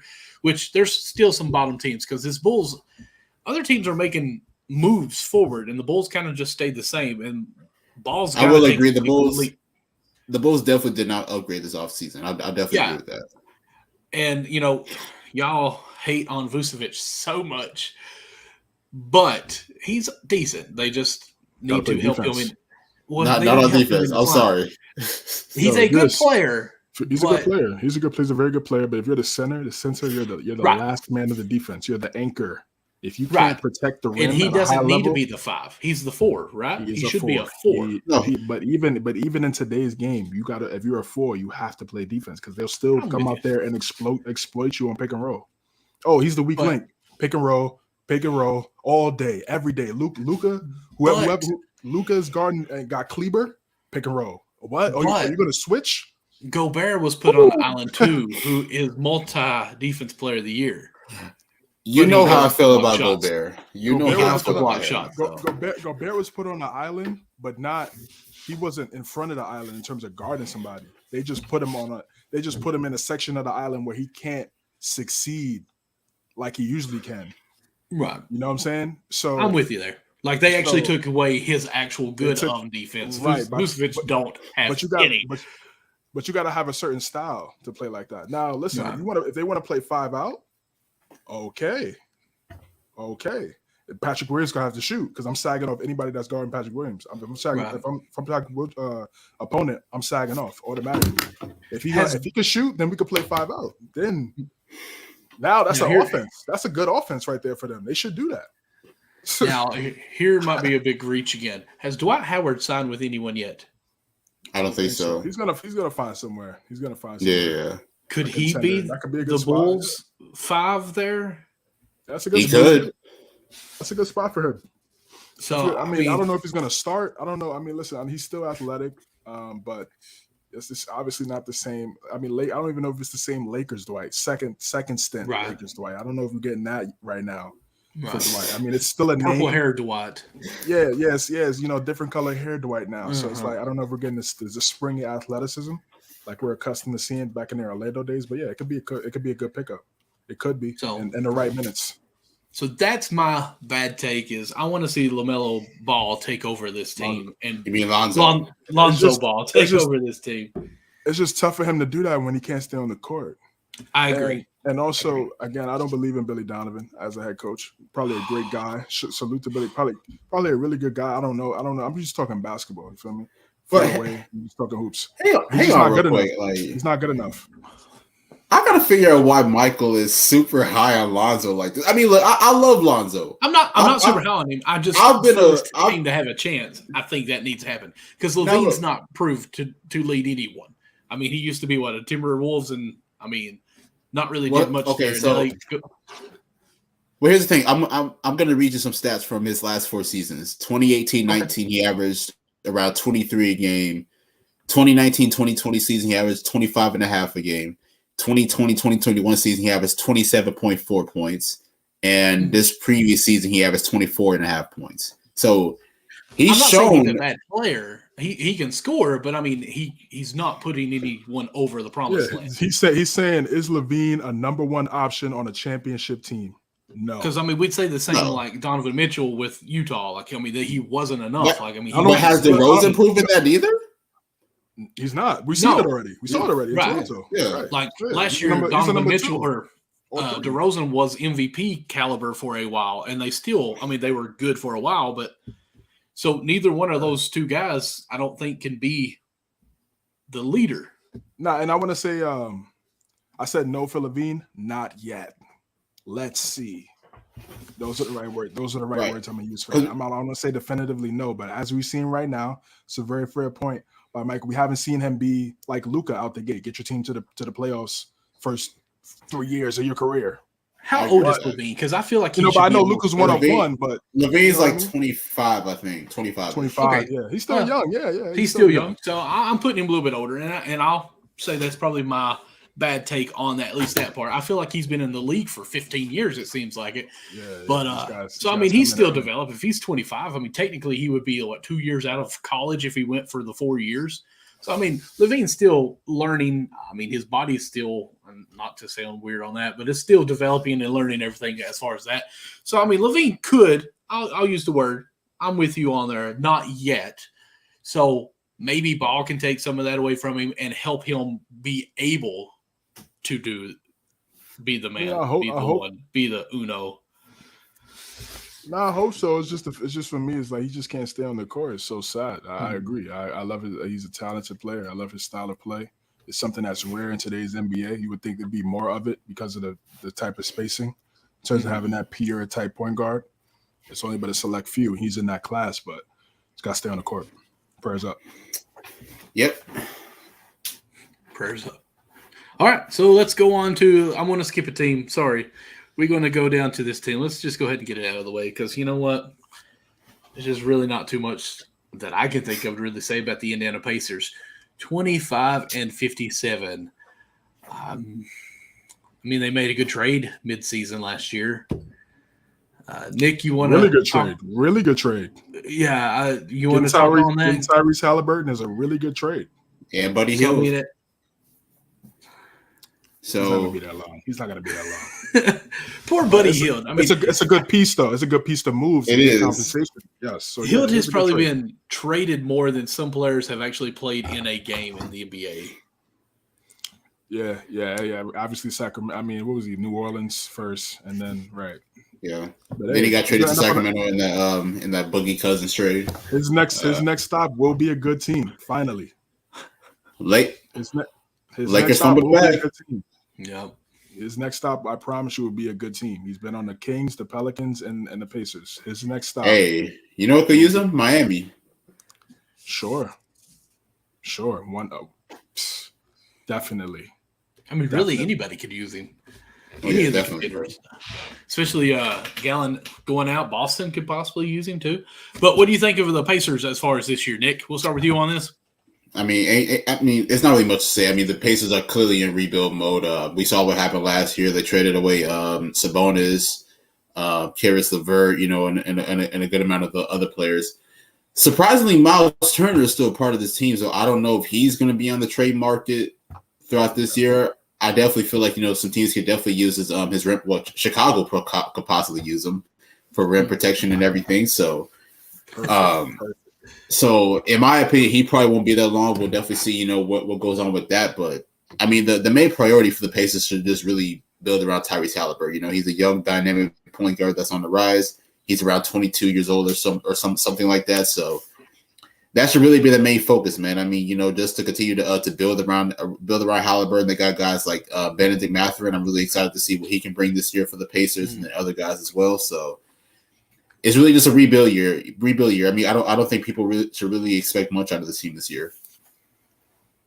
Yeah, development, creating good habits, steps to making the right identity of a team because you have a young team. A lot of those foundational type mindset and things you need to bring to the team when you have a young team. I think you have a guy like Rick Carlisle, who's an experienced head coach, who's been through a lot of situations, high-pressure playoff moments. He's dealt with star players in Luka Doncic and Dirk Nowitzki during his coaching career, so he understands that dynamic, was a former player, was played with Larry Bird, so he knows all the intricacies of the game. So you have a guy like that as a head coach for a young team, I think is a great situation for the Pacers. I agree with Nick. Tyrese Halliburton is a guy you definitely have to build around. That's why you made the move and moved Sabonis to Sacramento. You want a guard. Having a point guard in the Eastern Conference is very quintessential in having success. Obviously, any team, but in the East is very necessary. And we'll see who's going to be.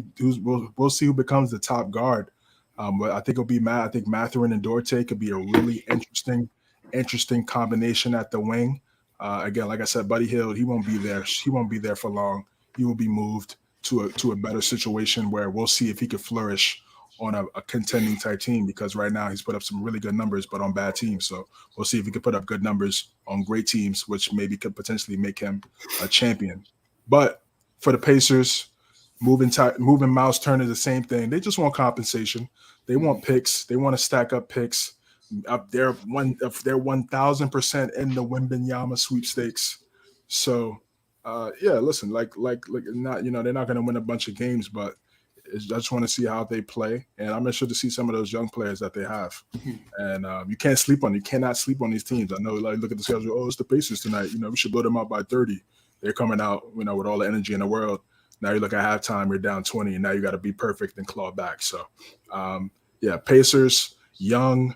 I like their talent. They have a young player that could be a star down the road. I think they need another Paul George. Is it Mathurin? We will see. It wasn't Sabonis. Sabonis is really good, but he's not Paul George. And that's why they couldn't get as far as they wanted to go. Oladipo, really good. Not Paul George. So, not Reggie Miller. So until they get that again, or Ron Artest, until they get those guys, those type not of guys. Not even Danny Granger. Danny Granger was good, man. Danny Granger was good. He was a bucket. What's it? David nice. West then too, right? David West, 0 rebound Hibbert. Yeah, they had a good roster. He said I do that in there. they had a good roster, but yeah, that's what they need. So is it Mathurin? Question mark. Is it Halliburton? Question mark. I think it's going to have to be one more piece in the draft. Could it be Wembanyama? It doesn't need to be Scoot Henderson. They don't need a guard. Maybe one of the twins. We'll see. I ain't gonna lie. If they get Wembanyama, Pacers making the play next year. I'm sorry. If they get Wembanyama, I'm not talking about nothing in the East for the Knicks, bro. I'm chilling, man. I'm just like, you know what? I'm gonna just enjoy basketball because if they get Wembanyama, he becomes, who we expect him to become. What are we talking? Like, what are we talking? Him and Giannis for the next 5 to 7? Are you kidding me? Paolo Banchero? What? Oh my gosh. Great basketball. Great basketball's ahead, man. Not that I'm trying to get her show canceled here or anything, but do you think the NBA would let a player like that go to Indiana? Yeah, of course. Why not? The small market is perfect. It's like Tim Duncan on the Spurs, situational wise. Not comparing. Oh wow! Do you think the Duncan. Spurs are the small market? I mean, they're not Dallas. Yeah. I guess so. I never would have. They're not Dallas or Houston. We just look at them as bigger because they won the championships. Right. Yeah. Right. That's it. But they're still a small market. Send them to Charlotte. Come on, we want them in Charlotte. Send them to Charlotte. I mean, woo, that would be crazy. Maybe LaMelo. Oh, yeah. Oh, that fast break is gonna be nasty. Pick and pop, pick and roll. What? Picking whatever you want to do. That would be. Send him to Charlotte. Yeah, I'm with that too. I'm with everything. Man, but if he goes to the Pacers, him and Halliburton is just as lit. That's just as lit as LaMelo and Wembanyama too. It's just as lit. Halliburton's nice. Listen, this division has a nice future. It's gritty. Yeah, it's a gritty type division. You got these small market type cities in here. Indiana, Milwaukee. Chicago is not. It's a big market, but their mindset, great. Since, you know what I'm saying? So, Detroit, since we're on the Pacers, yeah, that's what I'm saying. Since we're on the Pacers, I'm assuming we're going to go to this next team. That's where I was transitioning. That's where I was going to with that bright future. We definitely get into this team here because this is my team right here, man. In my opinion, this team is 1 year away. I don't think they'll make a lot of noise this year, but give them some more experience, give them some time to really develop. The Detroit Pistons will be in the 2024 play-in. You'll hear it right here. They will be in the play-in at least. Kay Cunningham last year, Rookie of the Year candidate. That cup looks nice. Just saying. Kay Cunningham. It's pretty good, man. This is pretty good. Good. Kay Cunningham, yeah. Where's that? Oh yeah. Kay Cunningham. All right. We got off track for a second. Kay Cunningham was a Rookie of the Year candidate last year, which people are so stupid, man. I swear, because like. Last year, in his first game, I think he shot like 32% or something like that. Everybody was calling him a bust. And I'm like, bro, please. Like, come on, y'all. Like, please. Now, all of a sudden, he's almost everyone's favorite rookie. It's insane. But yes, Kay Cunningham, who is on the rise. Now, I am interested to see what will be the future for Killian Hayes with that team. Is he going to be a second unit point guard for that team, or are they going to be looking to move him? I don't know. That's still up in the air. Get him out of there. That's definitely still up in the air for the team, but also you got guys like Sadiq Bey, who had a 50-point game last year. Great dynamic scorer. I think he's really underrated in my opinion. I do too. Isaiah Stewart, minus the whole temper situation with LeBron, great player. What is it? From New Yorker, man. Oh yeah, he is. Rochester, New York. Isaiah Stewart. Yes, sir. But then on top of that, they got a guy like obviously Jaden Ivey, and then they got a guy like Jalen I was Duren waiting as for well. you. Yeah, I was waiting for you Yeah. to get the Ivy. I was like, Oh yeah, Jaden Ivey's That's gonna be a probably nice what we were all piece. high on during the draft. Yeah. Oh yeah, 100%. Jaden Ivey was Jaden Ivey is definitely gonna be a great compliment, in my opinion, next to guys like Cade and Sadiq Bey. And then you got a guy like Jalen Duren as well, who I don't know if many people paid attention to him at Memphis, but he was definitely a monster, especially running the pick and roll and being able to be a great rim protector. So he's gonna be great for them. Now, is Kemba Walker still technically on the roster? I don't. Yes, I'm actually looking at it right now. ESPN.com. He is on the roster. Now I'm kind of surprised he's still there. I don't know if they're going to use him. They're probably not going to use him because I don't think there's really no use for Kemba at this point. It's sad at the end of the day, but you know, at this point, it is what it is. Same thing with a guy like Nerlens Noel. I don't know. I mean, I guess he could be a great veteran presence for that team. You know, being a good rim protector. Ooh, they just traded for Bogdanovich from Utah. That's going to be a great addition as well. So I forgot Marvin Bagley III too. Oh yeah, I forgot about him. Well for them in the second half of the season. After that trade, I just think he needed to get. Yeah, go ahead. My bad. Oh no. I mean, you definitely hit the point right there. I mean, Bagley. It's definitely good to see Bagley, you know, playing well because he's definitely got a lot of slack over the past few years, especially in Sacramento. So I guess being in Detroit is a perfect fit. And then on top of that, to put the cherry on the top, you got Dwayne Casey as your head coach, who has shown, you know, to be a great coach. You know, definitely led the Raptors to a lot of playoff success. So, like I said, this team is just 1 year away, in my opinion. You know, I think this year is going to be a lot of experimenting. You know, really getting a lot of gaining more development, and of course, you know, having an experience of competing at the highest level. But next year, I think they'll be off to the races. And listen, I'm even on, like I said, ESPN, like looking at the salaries and stuff. I mean, Marvin's making 12.5. He's making Bogdanovich is making 19 mil. Everyone else is 10 million or below, and by that, there's only two in 10 million. That's Alec Burks and Cade Cunningham. Oh man, I forgot about Alec Burks. Yeah, so I mean, everyone on this team is like cheap too. So I mean, they're young. I mean, there's Kevin Knox who didn't pan out, who possibly you could say, hey, come here, let's have a fresh start, try to see if we can develop you now. Find a role. Yeah, see here. Jalen Duren. Why do I know that name? He's from Memphis. Memphis. Alongside Imani Bates and those guys. Yes. So I mean this team, I'm going to use the word that, again, my coach in high school hated to say because it meant you wasn't nothing yet, but it has potential, which means you're nothing yet. But yeah, there's tons of potential. But here's the thing, like looking at the lineup, and again, we've said this, 23 and 59 last year, they probably will be better than that this year.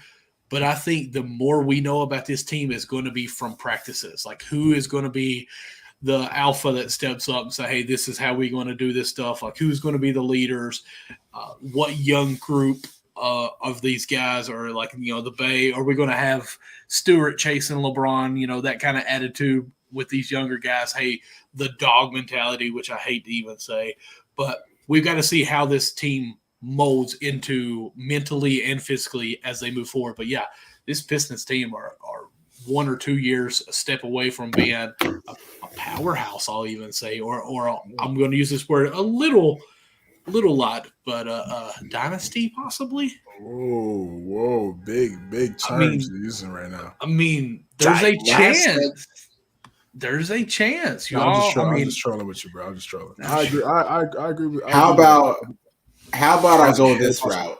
I'm telling you, I think y'all are going to be very surprised when I say it. I say this in 5 years. I say the Pistons will be better than the Pelicans. In 5 years? In at least 5 years. What they just signed CJ for 5 years? Was it 5 years? I think it was like an extended 2 years, I believe. Which, I mean, CJ is getting up there in age, though, so it's like I don't even know if he'll even still be a part of the roster. That could be possible. Could be possible. I could see that. I mean, Zion may not even be a Pelican in 5 years. Wait, he just signed 5 years, didn't he? Yeah, that don't mean Yeah, that's what I'm saying.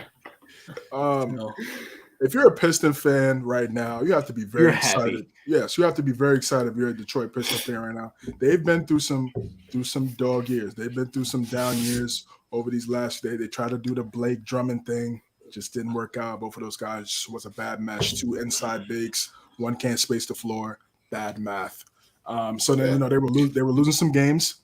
They were losing games, and now things are starting because I'm happy for the Pistons because honestly I'm a big fan of those Pistons teams back in the day with the Larry Brown. Pistons have a better chance of the 2032 playoffs than this in the next 3 seasons. I would really advise you, bro, do your homework on the Detroit Pistons. Yeah. Bro. They have some nice young players. Again, like Nick talked about, he really broke it down, did a great job, bro. And Cade Cunningham is a start. It's a start. I think before we start talking about dynastic and things like that, first thing they have to establish who's the guy. I think we all can assume it's going to be Cade, right? Who's the next guy? I think the next guy is Ivy. I agree. I agree 100%. Okay. We're on the same page. Can you just say it like that again, though? Who do you think it is again? I think the next guy for the Pistons' second option is Ivy. Okay. Well, you said a little different, but okay. So different. Hey, I mean, listen. CJ's coming with some personality on this show, guys. I'm just telling you, y'all. We gotta bring it. But yeah, and then Bay, right? And then and honestly, it could become a great situation from there on because you could go Marvin Bagley III. Honestly, you bringing in Bogdanovich, you're trying to win now. Yeah, that's how I see it. I feel like they think they could get to the play-in this year. That's what they think. When you bring in a guy like Bogdanovich, who's been to the playoffs on the Pacers, on the Jazz these last few seasons, we're like they're looking Troy Weaver. Those guys, they're like, okay, we could get there now. We could be present and future greatness today. And again, like I said, if you're a Piston fan right now, and like Michael made a great point, all those guys are on small contracts. You're not paying an absurd amount of money for them right now. And even when that situation presents itself, and if they do live up to the expectations that we're bringing them right now, all of those guys deserve every penny. You better go over the luxury tax and pay every single one of those guys because they deserve it. If you bring something like that to Detroit again, so that's just a factor. That's just a factor, bro. So I think that's the hierarchy right there for the Pistons in terms of scoring and importance. And I'm excited for this team. I'm excited to watch them. They have some really quality players, Alec Burks and Nerlens Noel. Now they're not the 4th, 5th guy on a Knicks team. They're 7, 8 who could drop in 10, 12, block a shot in a high pressure situation because they've been there. You're not asking them to do as much. It's a different scenario. What's up, bro? No, I'm just thinking, man. These rotations, this team's deep. Yeah. The team is deep, yo. Like I'm saying. They're ready to go right now. Because, like, you're away. But that's the thing, because most teams, like, your rotation is like minimum 8 guys. So it's like, but the Pistons have way more than that. So it's like there's a lot of guys that may not get minutes. A lot. It's crazy. I made a point about Killian Hayes, brother. Yeah. Might be clip. I mean, it might be clip for him on the Pistons. No, I'm saying he can't get his chance somewhere else. But when you bring in Ivy, I'm pretty much saying, bro, you know what? But listen, if I'm him, I'm locking in on my role. That's going to keep you in the NBA. Oh, man, they drafted me 7th in 2020. I was supposed to be the starting point guard. I was supposed to be the guy for the Pistons. It was supposed to be me and Cade. We were supposed to be the big 2. Now I'm on the bench. Nah, you know what? Let me lock in my role. You don't know what can happen down the road. Oh yeah, right. He's only 21. Oh man, look. And that's the thing though, because Killian is really talented though. Like, you know what I'm saying? We're not going to take anything away from his game. So like, this situation now in Detroit, he could possibly in the future land a starting role for another team. So you just never know. I'm trying to look here. Exactly. I think Bog has one more year on his contract too. I think, if I'm reading that right, I think he's through 2023. So it would be this year and next year. I think he has on that contract. I could be reading it wrong. You said that's for Bogdanovich. I think Bogdanovich. Because you were talking about let's win now. I'm pretty sure it's this year and next year, which would make sense to me to get him for 2 years if you were to do it. They are ready to go. I'm telling you, Yeah. bro. I think And that's they a look good at their pickup, too, team. because that's leadership, too. And where, All right, did, so, where did like- Detroit Weaver come from? OKC. And Yeah. you saw how they drafted Mhm. KD, Westbrook, Harden, Ibaka, all those guys that we talk about. So he knows what he's doing. And I think if Cade's hitting on all cylinders, Ivy, just had Bay drop 50 in a Dog. game. Could get scary. So let's get into Bay, because this is interesting, because I mean we're both on the same page here. Cade's going to be your number one option, and then of course it's going to be Jaden Ivey. Those guys are definitely talented enough to be able to lead you, in my opinion. So where does that leave Sadiq Bey? Because even last year, I mean, in my opinion, he's more of a spot up shooter. Not saying that he can't create his own shot, but I feel like that's really like, his primary thing. Yeah, so that's what I was going to ask you though. Like, obviously his role is not going to be what it was a year ago. So would that possibly, change the dynamic of the offense? Like, what do you think? He's going to be a hybrid 3-and-D wing. So yeah, he could be your spot up like you're talking about, but in certain situations, say if somebody's out, say if somebody's in foul trouble, he could be that shot creator on top of being a spot up. Facts. Like a Middleton type. He reminds me of a younger version of Chris Middleton. I definitely see those comparisons. 6'8", can defend, but his primary goal should be, yes, knocking down shots, but taking away the opposing team's best player defensively if he's asked for that task. Who's Golden State Golden State's All-Star this year? Cannot think of it. Andrew Wiggins. He could be Andrew just Wiggins. like that. Okay, yeah, he could be Wiggins, and that's the thing with this lineup too. From point guard to center, 6'5" and up, versatility. We could switch on everything. Who does that remind you of? The Celtics. That's a fact. Oh my god, I can't wait for this season, dog. I'm so Very ready. tight team.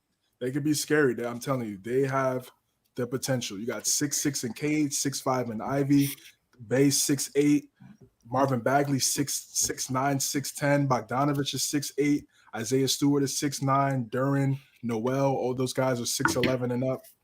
Man, I'm really happy for Dwayne Casey, man. He went through it and struggled for those first couple years with Drummond and Blake, and they held it down for him, and they stayed in that Pistons owner, they held it down and stayed loyal and told him, yo, bro, you're gonna be here with us. You're gonna lose, and we're gonna keep you when you lose. We're not gonna fire you when we have a potential of getting a really nice young team. And they're keeping him right now, and I think that's gonna be a good spot for them, bro. So I'm happy for Dwayne Casey too. That man got fired after winning Coach of the Year. Now we could start to see if he could kind of reap some of this sows of his benefits and try to get back in this second chance at being the head coach of a really exciting young team. Absolutely. Shout out real quick as I've got the salaries pulled up for the Pistons. Shout out to our guy Aaron Washington with no trade clause. This is his Shout out to website Aaron. here. Shout out Aaron, So, yes, sir. So yes, it does show that Bogdanovich does have 2 years left. Actually, I've got it on my TV as well. I'm trying to see this bigger. Let me blow this up a little bit. So just kind of give a more perspective of what everyone's owed. So yes, Bogdanovich will hit quite a bit more next year, the $29 million, which is crazy. But again, Marvin Bagley the third, $12 million. Of course, Cunningham is then up to $11 million.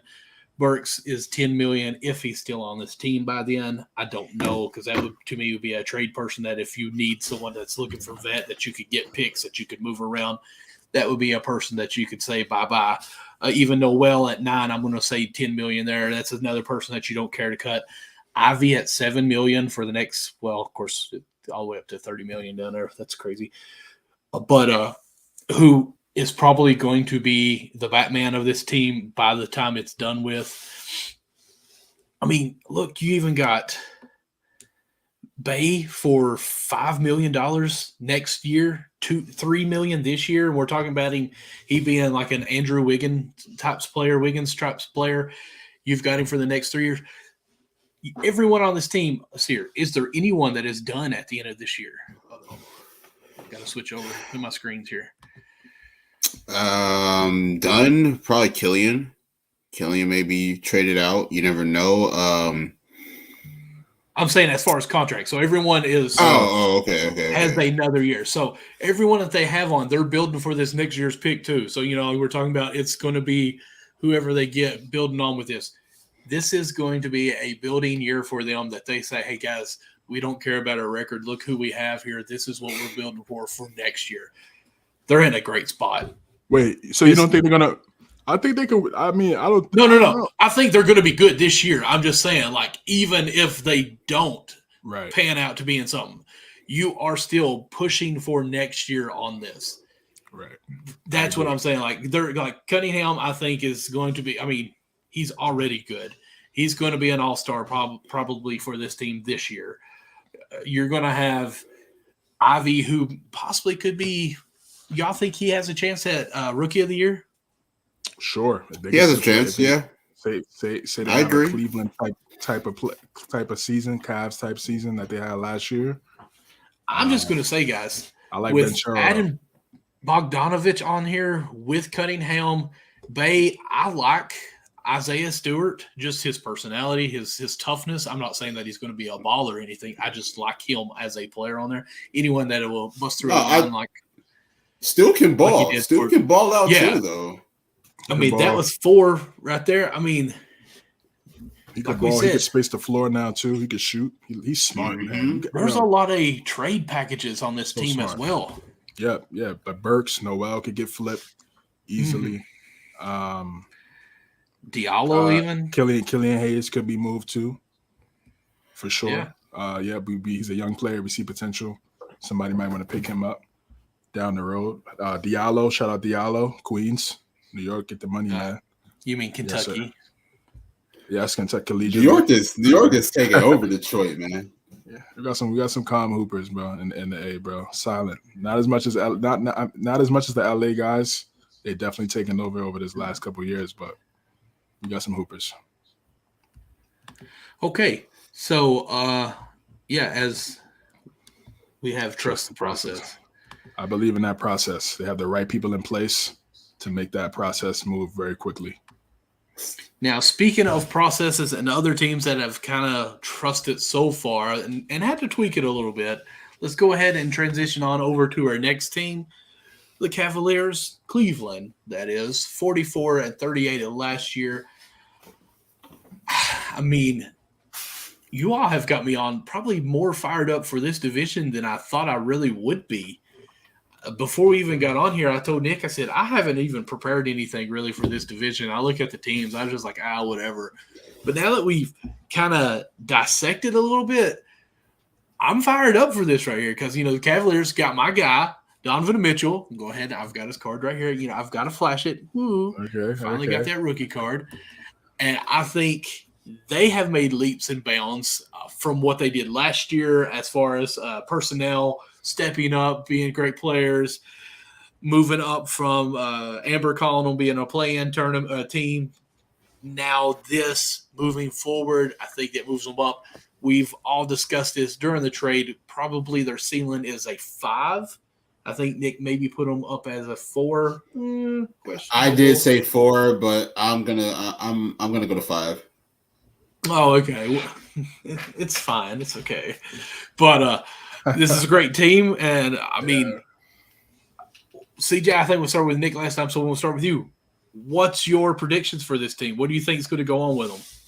Yeah, I'm excited for the Cavaliers as well. Obviously, aggressive Kobe Altman, Dan Gilbert, understanding that the market that they're in, and getting a grasp on the simple fact that, yes, we're a small market, but that doesn't mean we have to have the mindset of a small market. Let's be aggressive. Let's go get some star players to complement the young players that we have and try to create something great, try to create something special, and we'll see what happens down the road. And that's exactly what they did. They were kind of under the radar in the Donovan Mitchell sweepstakes. No one expected the Cavs to even be in the mix. But those guys, their staff, their front office staff, the people that do their homework and cap and things like that, they were grinding, they were putting that work in, and they pulled the trigger and they were successful. You got to give them a lot of credit to be able to get a guy, a 26-year-old 3-time All-Star that scored 57 in the playoffs before. So that's definitely a big-time addition to this Cleveland Cavalier team. I'm a fan of Darius Garland, excellent young player, point guard, went to the All-Star game his first time being healthy. I'm excited for him. And Evan Mobley as well. He's going to make that next step. I feel like the hierarchy right now it should be Donovan. It won't be Donovan right away because he still has to establish himself as the leader on the team because he's the new guy, but they will see eventually that he's excellent. And it will be Donovan, Darius, Mobley, and then everybody else will, Love, Osman, LeVert. They have some depth as well. That's very underrated that a lot of people are not talking about. They have some really solid guys, even though they lost some guys. We got, again, no trade clause. Shout out no trade clause with this great graphic that we're looking right here from the Cleveland Cavaliers is for our listeners. We're looking at some of the salary cap, the money and the situations for the Cavs and what's in store for them next season. Yeah, again, a really young team. Caris LeVert, he could be in the starting lineup. He could be in the backup as a six-man closing lineup type of player for the Cleveland Cavaliers. Ricky Rubio, high playmaker, can make great plays. He's an elder statesman now, so he could definitely teach some things to Darius Garland that they were kind of figuring out earlier in the season before he unfortunately tore his ACL. Prayers up to him. Kevin Love, a champion, bringing that championship identity, that championship mindset to a young team like this. They saw him. Everybody saw that 2016 finals. They saw the stops that he made on Stephen Curry, even though they were up 4. All you got to do is not foul, keep your hands, be good, be close, and be able to make those plays. And that's exactly what he did. Everybody watched that. They were young. A lot of the players on his team that are his teammates are probably like 16, 15 years old. And they watched that in order for them to love the game. And he made those type of plays. So they trust Kevin Love. And in those situations, I think that's a big time addition to this type of team. And yeah, man. And again, I'm a fan of JB Bickerstaff and what he's done so far early in his coaching career. He's done a great job, and I think he's going to continue to grow and be an excellent head coach. I like that 3-2 style that they ran last year with Marketing, Mobley, and Jared Allen. They were winning a lot of games. They had the Knicks in all types of trouble, but then again, that's every team. When it comes against the Knicks are always in trouble against the team. It doesn't matter. But yeah, they did a great job last year, and I think, again, bringing in Donovan Mitchell, that now the expectations is playoffs, not play-in, playoffs. That should be the mindset for the Cavs this year. Okay, yeah, play-in, that was cute, that was nice, but we're a playoff team now. We got 45 in the battlefield with us. Let's get it rocking. Listen, for a second there, I thought you was about to do a speech and we was about ready to go to war. Nah, man.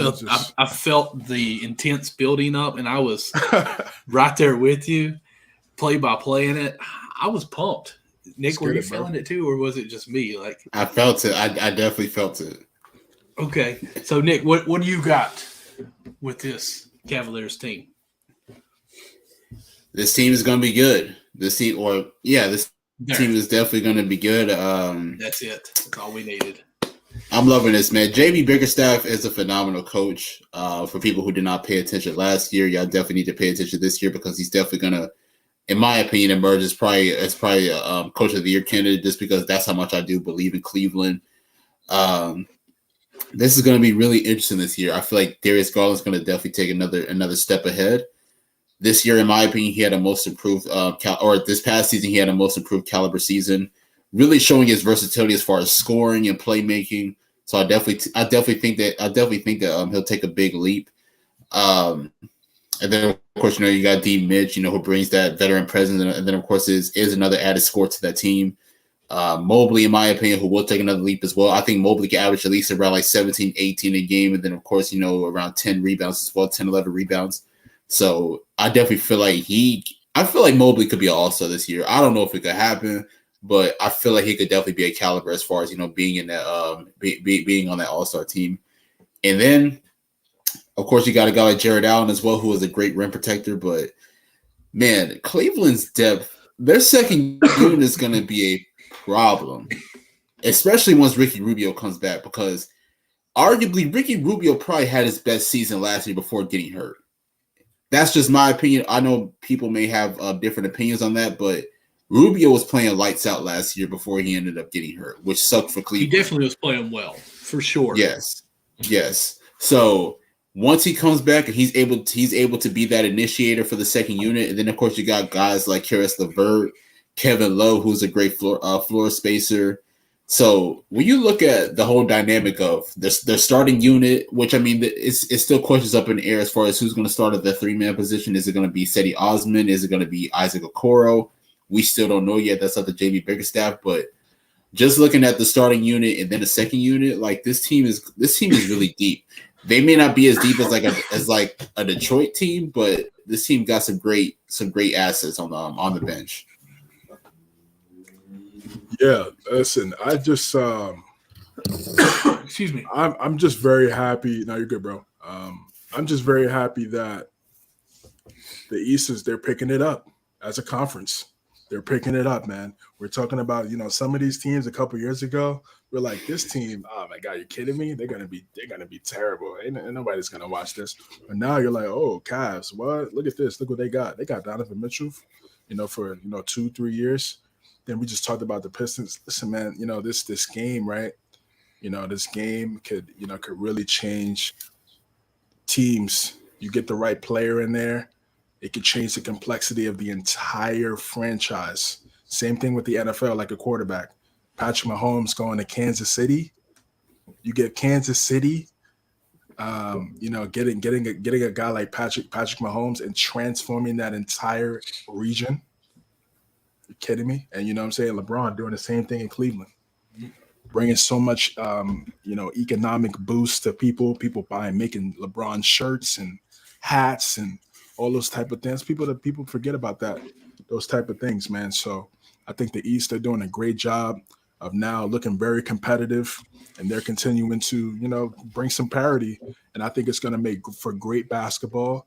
A lot of these teams that weren't good in years past are starting to get some really nice young players and can be the future of the league. And some of these teams that we laugh at could be some of the premier teams in 3 to 4 years. Well, just kind of going to piggyback with that right there, what kind of point I was wanting to get into is, you just said Mitchell for 3 years, but they got him to 26, 27 right here. So, I mean, they've got it for 5 years. Everyone on basically who is going to be the core of this future is at least here for 4 years. We've got Jarrett Allen, it looks like, from 26, 27 year. Garland's all the way out to 28, 29.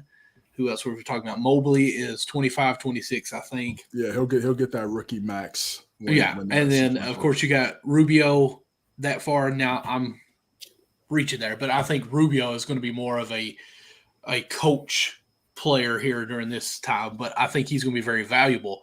And again, like Nick said, like he was playing great too. So, I mean, what I'd like to see is Kevin Love, maybe not this year, but next year, rework his contract for that $42 million. Maybe say, hey, let me checks, brethren. Yeah, I mean, what's crazy to look at that, because Kevin Love is going to make $42 million next year, and then you got Rubio that's going to be making $6 million next year. That's crazy to me. I'd like to maybe see him say, hey, guys, I see what you guys have here in this young core. I see LeVert has only got 2 more years on his contract. I see your guys, keeping this core together. Let me renegotiate this, take a little bit of a cut, extend me out for a few more years with this great duo that we have, or this core we have. Give me 3 more years, take this out, spread it out, and let's get some other veterans or role players that we need to sign in with that extra money. And because to me personally, Kevin Love will always have that ring with him that was never meant with him without LeBron. And I think that would be something good for him of just his career alone, to say that he stayed in Cleveland and got that ring to come back. Now, granted, he's not the man that helped lead it, but I think that would be very big for him to say, you know what, you had Kyrie here, you had LeBron and me. They left you. I stayed here. Now let me open up my Subway sandwich meat here, and y'all come and eat my sandwich after I retire. I think it'd be great for him. Yeah, that'd be Where a great. Where the world you get that from? I don't know, man. That'd be a great story. That'd be a great Absolutely. story for him. That'd be a great story for him. That's a great basketball story. That'd be a 30 for 30, wouldn't it? Yeah, it could be. Yeah, going from Minnesota to Cleveland, and then just finishing the rest of your career in Cleveland, helping them win another championship. If that was to ever present itself down the road. Now, I understand both perspectives of what you're talking about in terms of the money and distributing the money, because as a player, you obviously want to maximize on every dollar possible, because again, you could get hurt in a split second and lose it all. So you definitely want to keep that bag for as long as possible. So, but I also understand your perspective, and this is what I'm saying. These owners go over the luxury tax. You're billionaires. Stop asking all of these players. Oh, take a haircut here. If you want to win, you better go above that. Let's rework our deal. Let's rework our deal so you get this on the back end, and then maybe if you incentivize something and knock down 100 threes, maybe we'll give you the extra something. No, go over the luxury tax. If you want to win, make it happen. Make it happen, man. You had to take a risk to become a billionaire, so take a risk owning the team. What? Like, that's just common sense, right? Crazy. But yeah, listen. If you want to win, 42 mil as a 6-man, keep getting those checks. I mean, that's crazy. Is he worth that though? I mean, listen. I mean, that's and it jumps. It almost doubles what he makes this year. 28 billion. Shout out his agent. I think. I don't know if his agent could be Rich Paul, maybe. But if it is, I mean, hell, he's been there for what, like going on almost 10 years. So why not? It's crazy, right? Yo, yeah, he's almost been there for 10 years, bro. Like, I think you're right. Yeah, that's like I think this year will be 9 years. 2014, crazy. Yeah, that's crazy. I'm just trying to think for almost a decade. Like, how did they make that contract? Because I mean, obviously, as we look at these contracts, you can see that. Okay, yeah, we think you're going to keep getting better, so we're going to give you money as your years go on. But like, he's in year 13 now, so. Whenever they made that contract, like, did they think year 14 to 15, like 15, he's going to be $10 million more worthy? Like, well, yeah. Well, I mean, right. You're right. Yeah, he got the deal when I think he was 29. So 29 or 30, or turning 30. So he got the full year over 110. And then obviously was, bonuses and things like that would boost up to something like 42. But you're right though. He won't play. He might not see that 42. They might restructure something again for the betterment of the team, and things like, because you're obviously common sense. You're not paying 42 mil. Yeah, he just needs to go back and say, "Let me advertise myself in Cleveland." He's been there a decade. They know him. Yeah, he's good now. He's a champion. He brought a championship there. He helped bring a championship there as the third best player, and he deserves. He's. This Cleveland Cavalier team, we don't know if they have, and again, I like Donovan Mitchell, right? I think he's a special player. Is he a number one option on a championship team? This is how we have to start looking at these players, man. This is where we have to start looking at these players. And this is why I feel like if you watch the games, those answers will be there for you. And right now, to me, is he a number one? I'm going to say no. He's not a number one option. So dramatic tonight. I'm loving it. I'm just saying. Like, he is, yo. No. He is. I'm gonna say no because CJ, what you have drink before the show, man? Nah, we don't do any of those type of things, brother. Oh, it's that cup. It's that cup's what it is. It's your A game. It's just the love of the game. He started acting different when he got that cup. Nah, man, it's just the love of the game. But for Mitchell, again, I think we talked about this. Michael and I talked about this a couple of weeks ago when the trade first went down. I think Mobley should be the number one option down the road because of the versatility he brings with his size and measurables. And yeah, man. But again, I like the team. They're fun to watch. And Pistons versus Cavs, bro. Last year you're like, oh no, I'm not watching that. Now you're like, yo, that's a good. You better put that on ESPN primetime, baby. Bro, I got the league pass.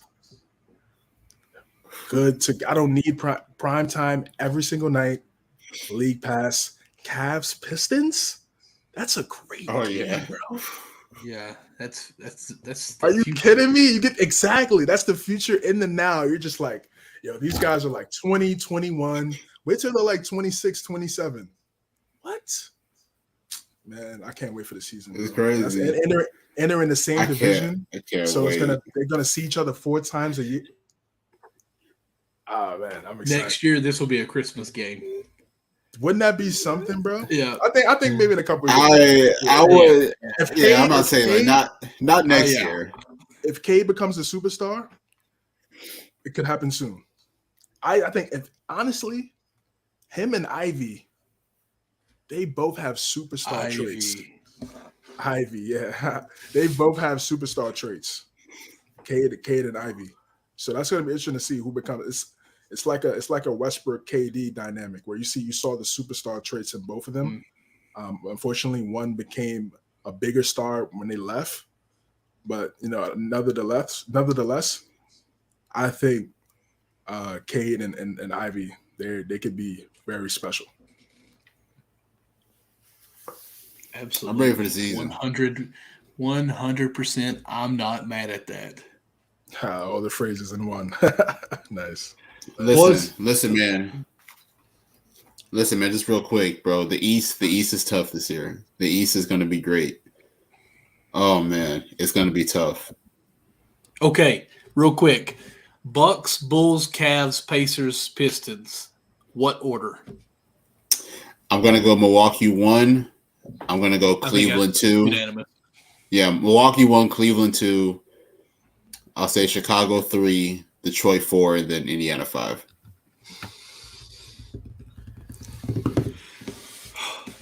Okay, CJ, you next. I think I agree. I agree with Nick.